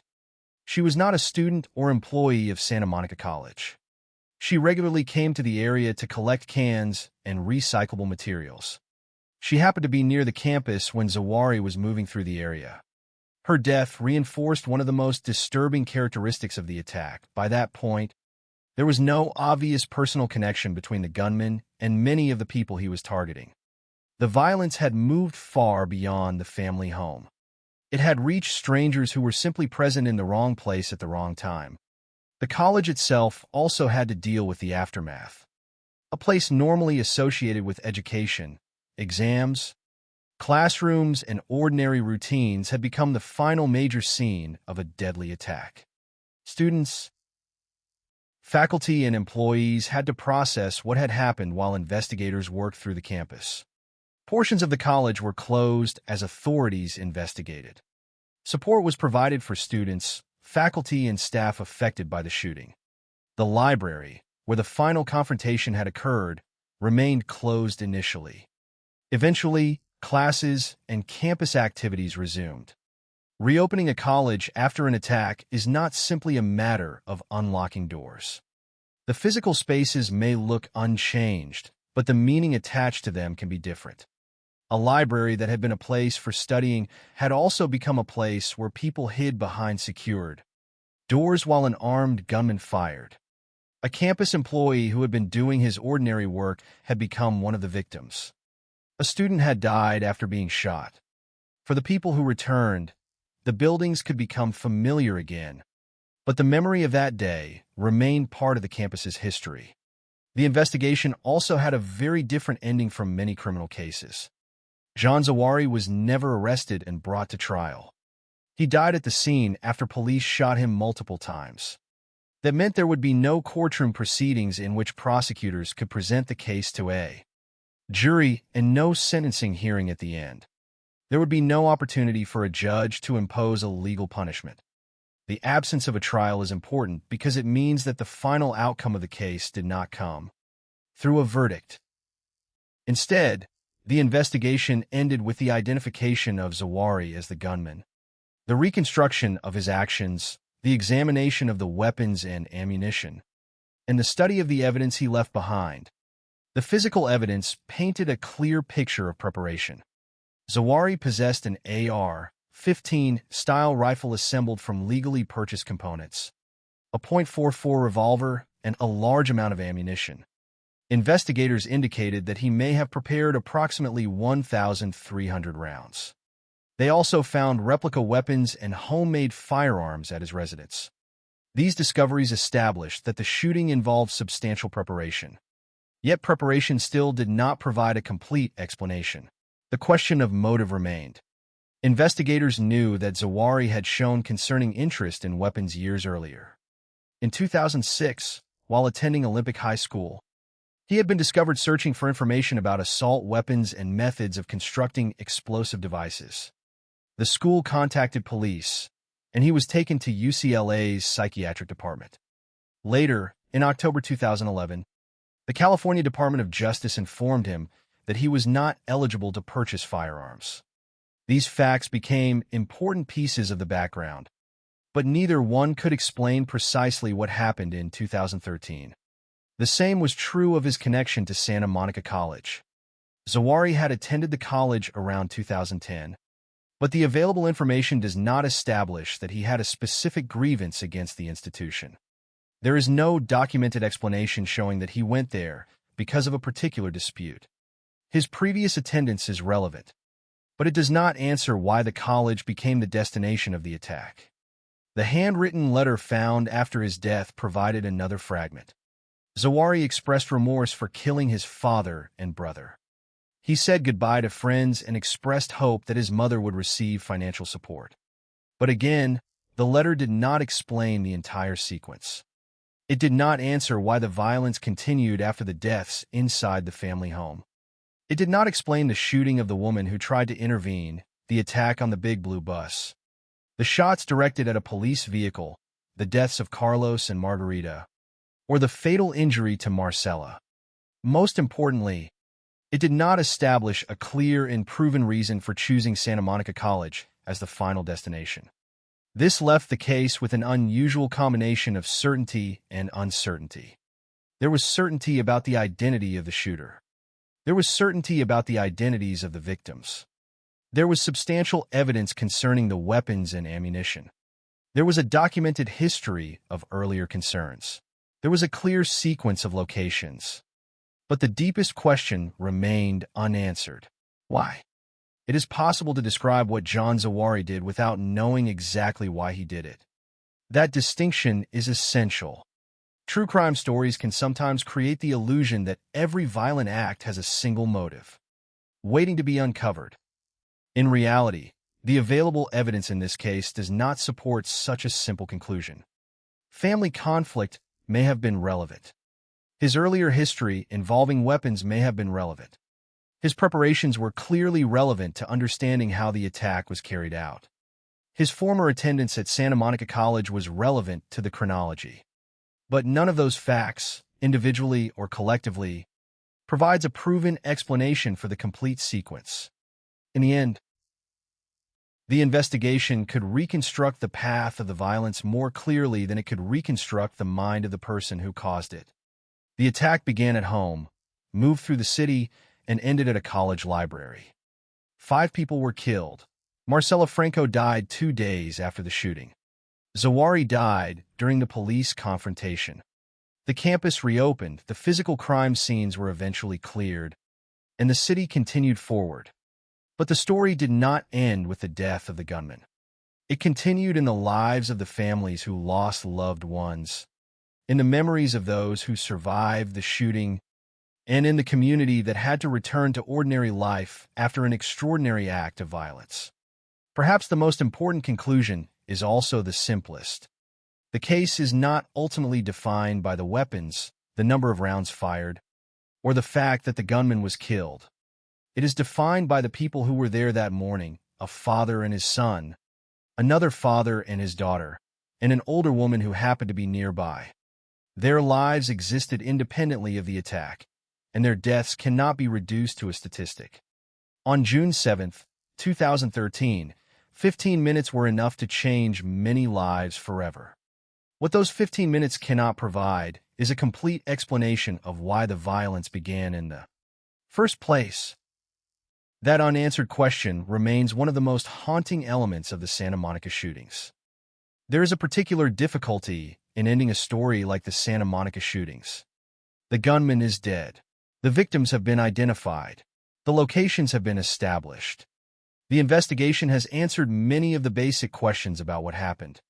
Yet the case does not offer the kind of conclusion that makes everything feel complete. There was no trial. There was no final testimony from John Zawahri explaining his decisions. There was no courtroom verdict that could transform the events of June 7, 2013, into a closed chapter.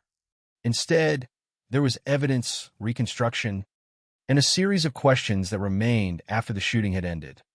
The most important fact is also the simplest: 5 people were killed by Zawahiri, and Marcela Diaz-Franco became the 5th person to die from his actions after surviving the initial shooting. Zawahiri himself was killed by police. But those numbers do not tell the whole story. They tell us how many lives were lost.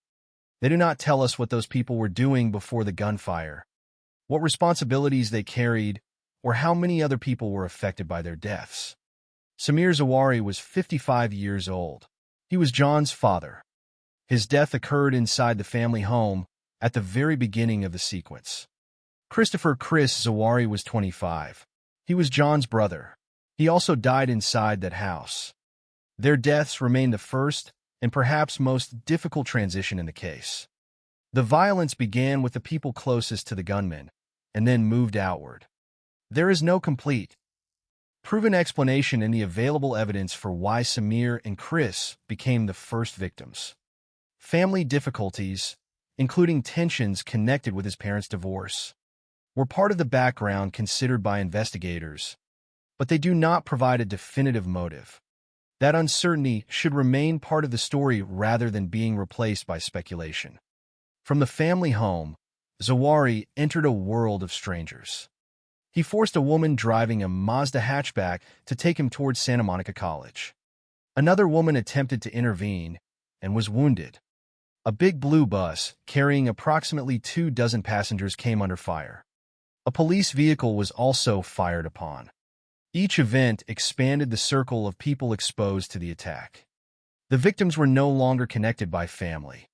Their only common circumstance was that they encountered Zawahiri during the short period in which he was moving through Santa Monica with firearms. The attack on Carlos Navarro Franco and Marcela Diaz-Franco brought the violence onto the college campus. Carlos was 68 and worked caring for the college grounds. Marcela was 26 and a student. They were father and daughter, and both were inside the same Ford Explorer when Zawahiri opened fire. Carlos died from his wounds. Marcela was critically injured and died 2 days later in a hospital. Her death reminds us that a shooting does not necessarily end when the gunman is stopped. For some victims, the violence continues in hospitals, in the uncertainty surrounding their condition, and in the moment when families are told that survival is no longer possible. Marcela's death extended the consequences of June 7th beyond the 15-minute period in which Zawahiri was actively moving through the city. Margarita Gomez was 68 years old. She was neither a student nor a college employee. She came to the area to collect cans and recyclable materials. There is no documented personal connection between her and Zawahiri. She happened to be near the campus. She was shot and died from wounds to her abdomen and chest. Her death illustrates perhaps more clearly than any other the distance the attack had traveled from its beginning.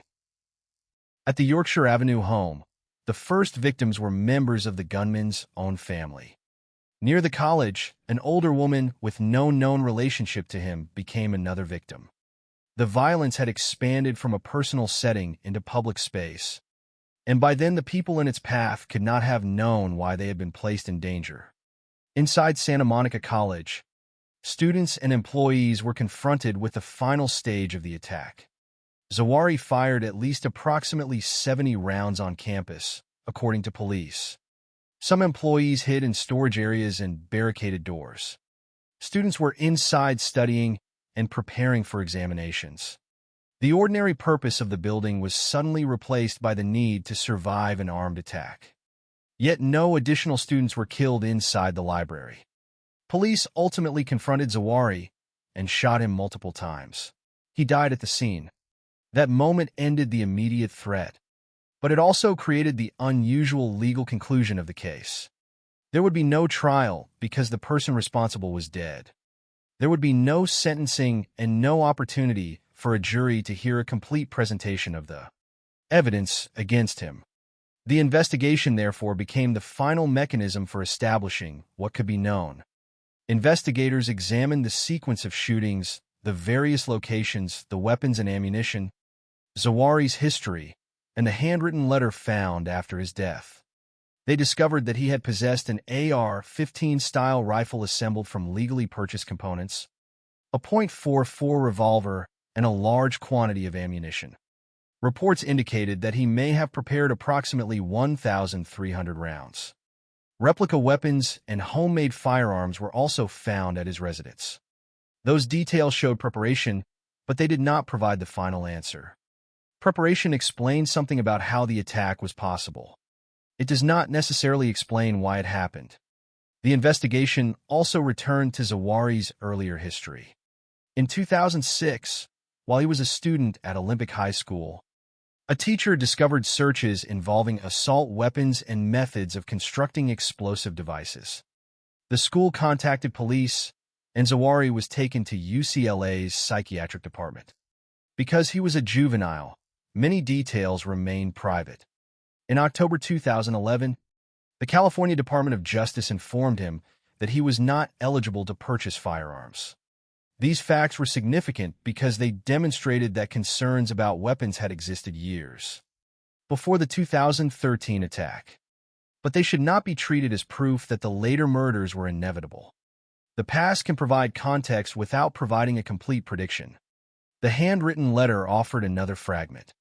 Zawahiri expressed remorse for killing his father and brother, said goodbye to friends, and expressed hope that his mother would receive financial support. But the letter did not satisfactorily explain the rest of the attack. It did not tell investigators why the violence continued after Samir and Chris were dead. It did not explain the attacks on strangers. It did not establish a clear grievance against Santa Monica College. It did not resolve the question of why the gunman traveled there. In the absence of Zawahiri himself, those questions could not be tested through interrogation or challenged in court. That is why the Santa Monica case ends differently from many other true crime investigations. There is a clear chronology, but an incomplete explanation. We know the beginning, the house on Yorkshire Avenue. We know the progression, the carjacking, the shooting of an intervening woman, the attack on the bus and police vehicle, the Ford Explorer, Margarita Gomez, and the college. We know the ending, the library, the confrontation with police, and Zawahiri's death. What remains uncertain is the internal reasoning connecting those events. Perhaps that is the question people are most tempted to answer, because a motive can create the illusion of order. If there is a single reason, then the violence can appear understandable in the narrowest sense. But the available evidence does not give us one. The responsible conclusion is therefore not to invent one. The case leaves us with facts, evidence, and unanswered questions. Santa Monica College eventually resumed its ordinary functions. Classes continued. Students and employees returned. The physical locations could be investigated, secured, and eventually used again for their intended purposes. But places can recover physically while people carry the memory of what happened. The college was still a college. The library was still a library. The streets were still streets. Yet for those who experienced the shooting, those places had become permanently associated with June 7, 2013. The same is true for the families of the victims. Their lives continued, but they continued without people who should still have been there. Samir should have remained a father. Chris should have remained a 25-year-old brother. Carlos should have continued his work. Marcella should have continued her education and her life beyond college. Margarita should have continued her ordinary routine of collecting recyclable materials. None of those futures occurred. When the story of a mass shooting is reduced to its timeline, it can become easy to overlook the ordinary lives that existed before the violence. The timeline is necessary for understanding the crime, but it is not the whole story. The people were more than victims, and their deaths were more than moments in an investigation. The 15 minutes of June 7th were temporary. Their consequences were not. John Zawahiri's life ended that morning, and with his death, The possibility of ever receiving a direct explanation from him ended as well. But the lives of the victims should not disappear behind the unanswered questions surrounding their killer. The lasting meaning of the case is not found in the mystery of Zawahiri's mind. It is found in the people whose lives were interrupted. 5 people were killed. A college community was shaken. Families were changed permanently. And a quiet morning in Santa Monica became a reminder of how quickly ordinary life can be transformed by violence. The final question, then, is not simply why John Zawahiri did what he did. It is what we choose to remember when the gunman is no longer there to define the story. The answer should begin with the victims. Their names are the part of the case that does not require speculation. Samir Zawahiri, Christopher Zawahiri, Carlos Navarro Franco, Marcela Diaz Franco, Margarita Gomez. 5 lives ended because of a sequence that lasted roughly 15 minutes. The investigation could reconstruct those minutes. It could identify the weapons, establish the locations, and document the final confrontation. But it could never restore what had been lost. And that is where the story of the Santa Monica shootings ultimately ends. Not with an explanation that makes the violence understandable, but with the recognition that some questions remain unanswered while the consequences for the people left behind remain very real. After the immediate aftermath had passed, the Santa Monica shootings became a case defined by evidence rather than testimony. John Zawahiri could no longer be questioned. He could not be brought before a judge, confronted with witnesses, or asked to explain the decisions that had taken 5 lives. His death during the confrontation with police meant that the investigation had to reconstruct the truth from what remained. The crime scenes, the victims, the weapons, the ammunition, his earlier history, and the handwritten letter found on his person. That evidence was substantial enough to establish the central facts of the case. But it was not enough to answer every question. The first responsibility of investigators was to establish that the events at 2036 Yorkshire Avenue were connected to the shootings that followed. Inside the burning house, firefighters discovered Samir Zawahiri and Christopher Chris Zawahiri, both dead from gunshot wounds. Samir was 55. Chris was 25. They were John's father and brother. The fire could have complicated the investigation because it had altered the condition of the house. But the victims' gunshot wounds established that the deaths were not simply the result of the blaze. Investigators determined that John Zawahiri had killed them and then set the house on fire. That finding gave the investigation its starting point. From there, detectives had to reconstruct a rapidly moving series of events. Zawahiri left the burning residence armed with a semi-automatic rifle and a large amount of ammunition. He encountered a woman driving a Mazda hatchback and forced her to drive him. Another woman witnessed the incident and attempted to intervene. Zawahiri fired at her, wounding her. The available information does not identify a personal relationship between either woman and Zawahiri. Their involvement was created by the circumstances of the attack itself. That distinction became important because it demonstrated that the violence had already expanded beyond the family home before Zawahiri reached the college. The Mazda then became the vehicle carrying the gunman toward his next destination. During the journey, Zawahiri fired at a big blue bus carrying roughly 24 passengers. Several passengers were wounded. He also fired toward a police vehicle. Investigators therefore had to account for a sequence involving not only homicide but attacks on people moving through public spaces and on officers responding to the emergency. The journey was short in time but wide in scope. The investigation had to connect each location without losing the chronology. Near Santa Monica College, Zawahiri encountered the Ford Explorer containing Carlos Navarro Franco and his daughter Marcela Diaz Franco. Carlos, 68, worked caring for the college campus. Marcela, 26, was a student. Zawahiri opened fire on the vehicle. Carlos was killed. Marcela was critically wounded and later died in a hospital 2 days after the attack. Her death from a gunshot wound to the head meant that the final victim count could not be understood. solely by examining the bodies present on June 7th.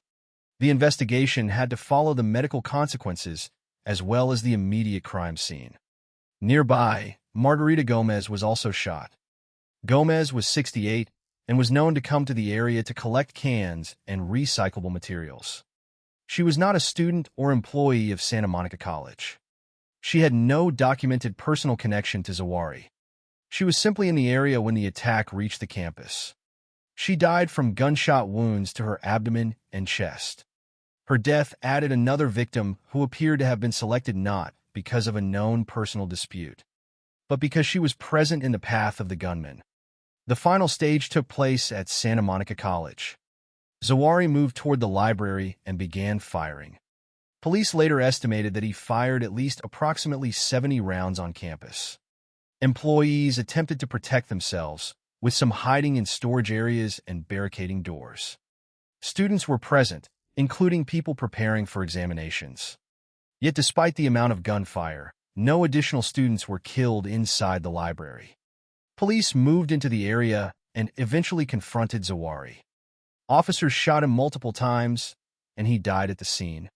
The forensic conclusion concerning his death was straightforward: multiple gunshot wounds caused by police. There was therefore no subsequent arrest or prosecution. The investigation ended with Zawahri dead, but the work of determining what had happened continued. One of the most significant areas of inquiry was the arsenal associated with him. Investigators found that he had an AR-15 style rifle assembled from legally purchased components. He also possessed a .44 revolver. The amount of ammunition was considerable, with reports indicating that he may have prepared approximately 300 rounds. At his residence, investigators also found replica weapons and homemade firearms. These discoveries were important because they demonstrated that the attack involved more than a weapon obtained at the last moment. There had been preparation and access to substantial quantities of ammunition. But once again, the evidence had limits. It could show preparation. It could not, by itself, reveal the complete purpose behind that preparation. Another part of the investigation concerned Zawahri's eligibility to purchase firearms. In October 2011, the California Department of Justice had informed him that he was not eligible to buy guns. Yet 2 years later, he possessed multiple firearms and a large quantity of ammunition. This discrepancy became an important investigative issue. How had he obtained the weapons despite the previous notification? The supplied evidence does not provide a definitive answer, and therefore the responsible account must stop at the fact itself. He had been notified that he was ineligible to purchase firearms, and later he had access to weapons used in the attack. The gap between those two facts was something investigators had to examine. His earlier history also became relevant. In 2006, while he was attending Olympic High School, a teacher discovered searches for information about assault weapons and the construction of explosive devices. The school contacted police, and Zawahri was taken to UCLA's psychiatric department. Because he was a juvenile, many details from that episode were not publicly disclosed. The incident nevertheless became part of the background considered after the shooting. It showed that concerns about weapons had existed years earlier. But it would be incorrect to treat that history as proof that the 2013 attack was inevitable. The investigation had to distinguish between an earlier warning sign and a later criminal act. The same caution applied to Zawahri's previous attendance at Santa Monica College. He had studied there around 2010. This connection was factual and relevant because the college became the final location of the attack. Yet there was no clear evidence that he had a specific grievance against the institution. The supplied information does not identify a disciplinary conflict, an expulsion, or another established dispute that would explain his decision to go there. His attendance was part of his history, not a demonstrated motive. Perhaps the most revealing piece of evidence was the handwritten letter discovered after his death. It was several pages long. Zawahri expressed remorse for killing his father and brother. He said goodbye to some friends and expressed hope that his mother would be cared for financially. These statements suggested that he had contemplated the consequences of his actions and his own. death. Yet the letter did not answer the central questions of the case. It did not adequately explain why he had continued the violence after killing Samir and Chris. It did not explain why strangers became targets. It did not explain the shooting of the woman who attempted to intervene. It did not explain the attack on the bus or the police vehicle. It did not explain why Carlos and Marcelo were targeted, why Margarita was killed, or why the attack ended at Santa Monica College. The letter, therefore, became both evidence and an absence of evidence. It provided insight into certain thoughts, but it left the larger motive unresolved. That distinction is essential when examining the case. Investigators could establish actions with far greater certainty than intentions. They could determine who died, where they died, how the shooting moved through Santa Monica, what weapons were present, and how the gunman himself was killed. But they could not force a dead man to provide the missing explanation. There was no trial to expose contradictions in his account. There was no testimony from Zawari that could be challenged by prosecutors. There was no verdict capable of resolving the motive in a legal setting. The case, therefore, remained unusual, factually clear in many respects, but psychologically incomplete. The evidence showed that the attack was not simply a random burst of violence without preparation. The weapons, ammunition, and earlier history demonstrated preparation and a long-standing concern involving firearms. Yet preparation did not reveal the final reason. The family background offered possible context, but not a proven motive. The college connection offered a possible explanation for familiarity with the campus, but not evidence of a specific grievance. The letter offered remorse for some of the killings, but not an explanation for the others.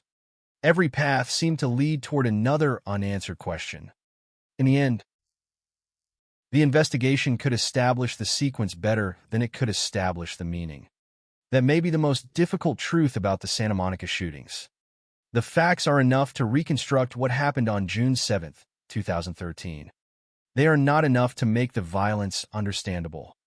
And because John Zawari died before he could ever face questioning in a courtroom, the final explanation remained beyond the reach of the investigators who had spent the aftermath trying to reconstruct those 15 minutes. The Santa Monica shootings ended in roughly 15 minutes, but the meaning of those minutes cannot be measured by a clock. On June 7, 2013, John Samir Zawari moved from his family's home into the streets of Santa Monica and eventually into Santa Monica College, leaving 5 people dead and many others wounded before police shot and killed him. The physical sequence can be reconstructed with considerable clarity. The deeper explanation cannot. That distinction is important because the final chapter of a true crime case should not manufacture certainty where the evidence does not provide it. The morning began at approximately 11:52 a.m. when Santa Monica police began receiving reports of gunfire near Yorkshire Avenue, and a house at 2036 Yorkshire Avenue was burning. Inside that home were 2 men who would become the first victims, 55-year-old Samir Zawari and his 25-year-old son, Christopher "Chris" Zawari. Investigators determined that John Zawari had shot them and then set the house on fire. That was the beginning of the attack. From there, Zawari left the residence armed with an AR-15 style rifle and a large amount of ammunition. He approached a woman driving a Mazda hatchback and forced her to transport him. Another woman witnessed the incident and attempted to intervene.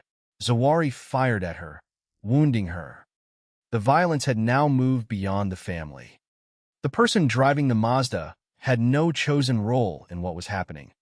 She was simply an unwilling participant forced to remain behind the wheel while an armed man directed the vehicle.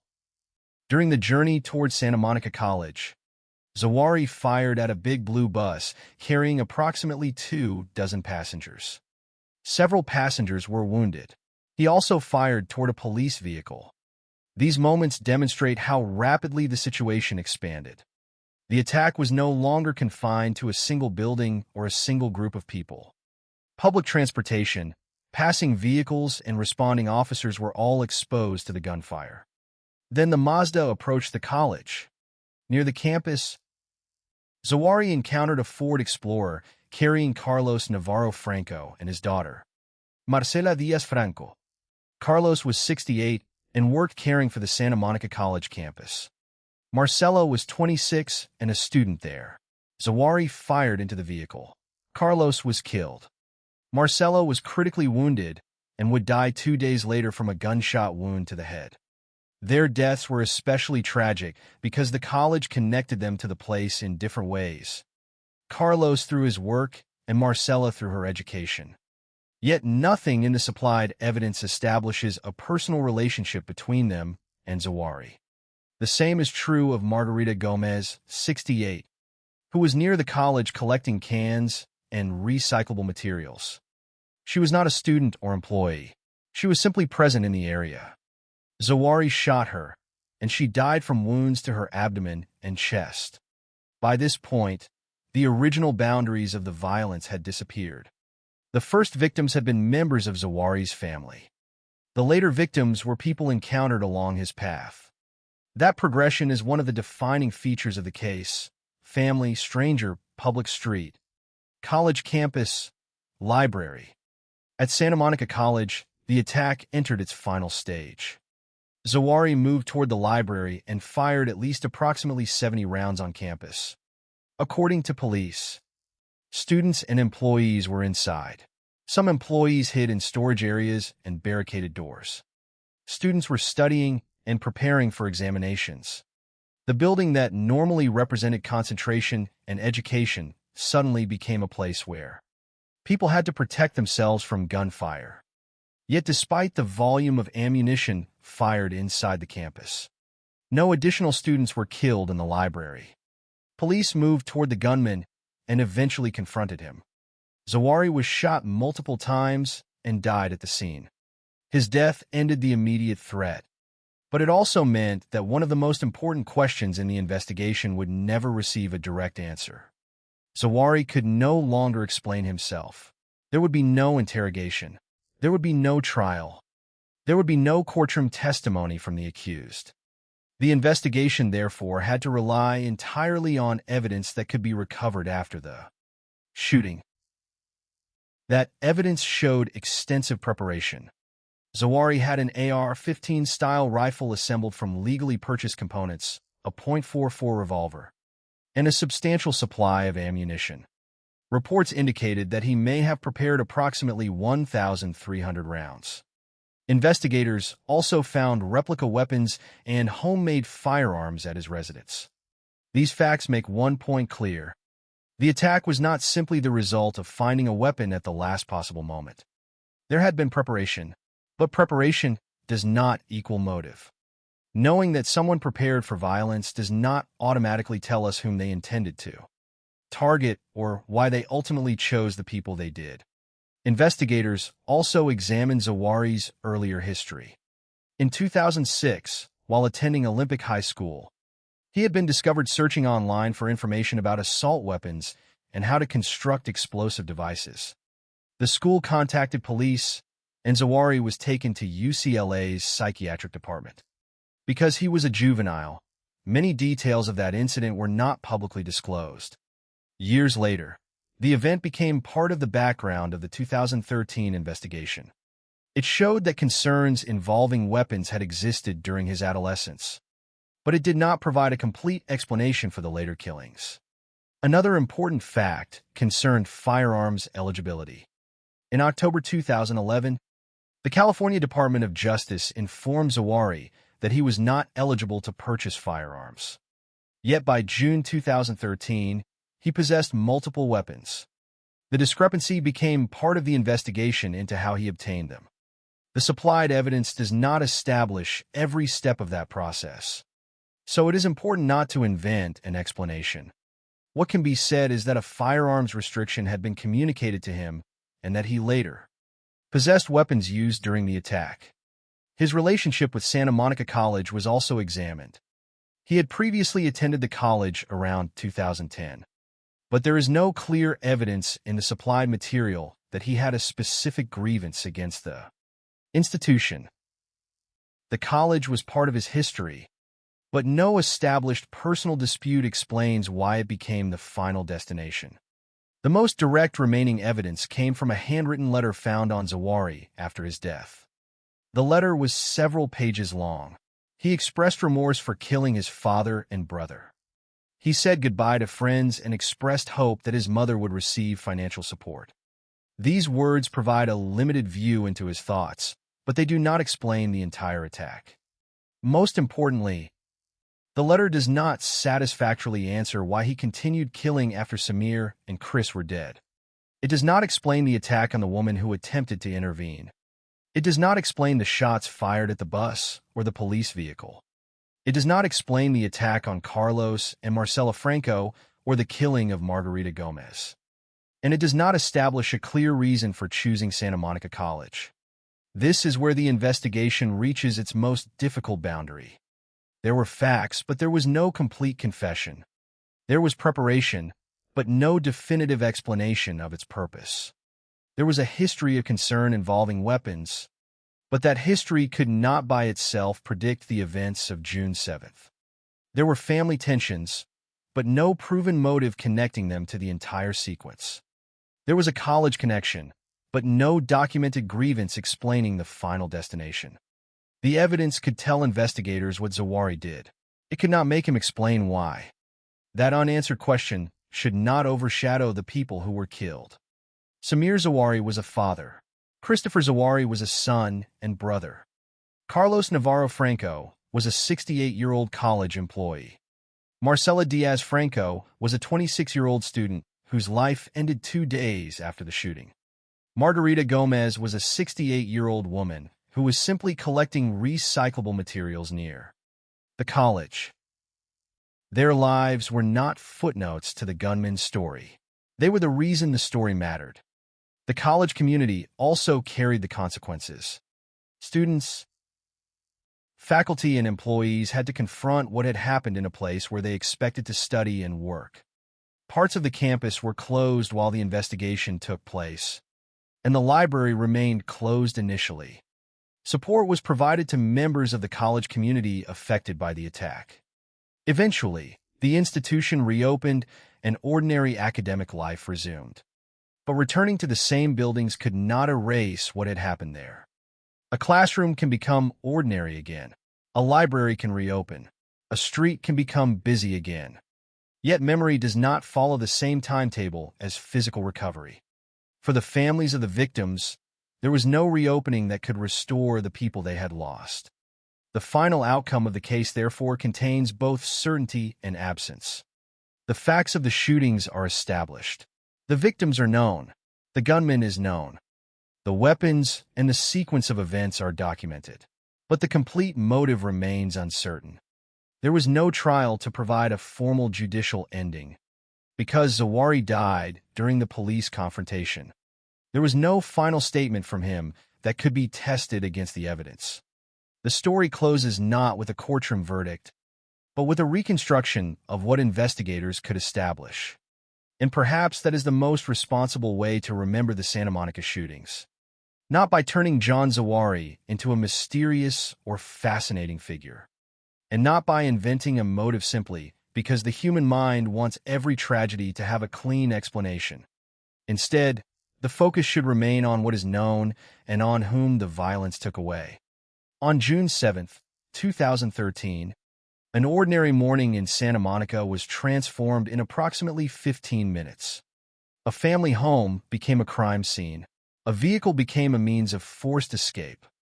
Public streets became dangerous. A bus and a police vehicle came under fire. A father and daughter were attacked. An older woman was killed.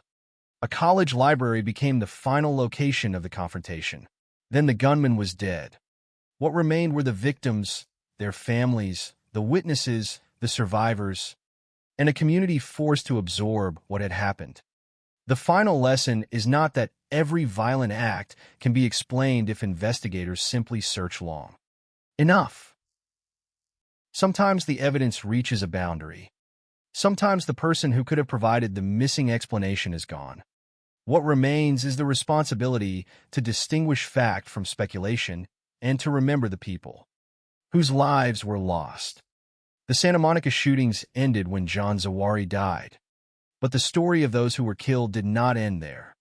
Their names remain the clearest and most certain part of the case: Samir Zawahiri, Christopher Zawahiri, Carlos Navarro Franco, Marcela Diaz Franco, and Margarita Gomez.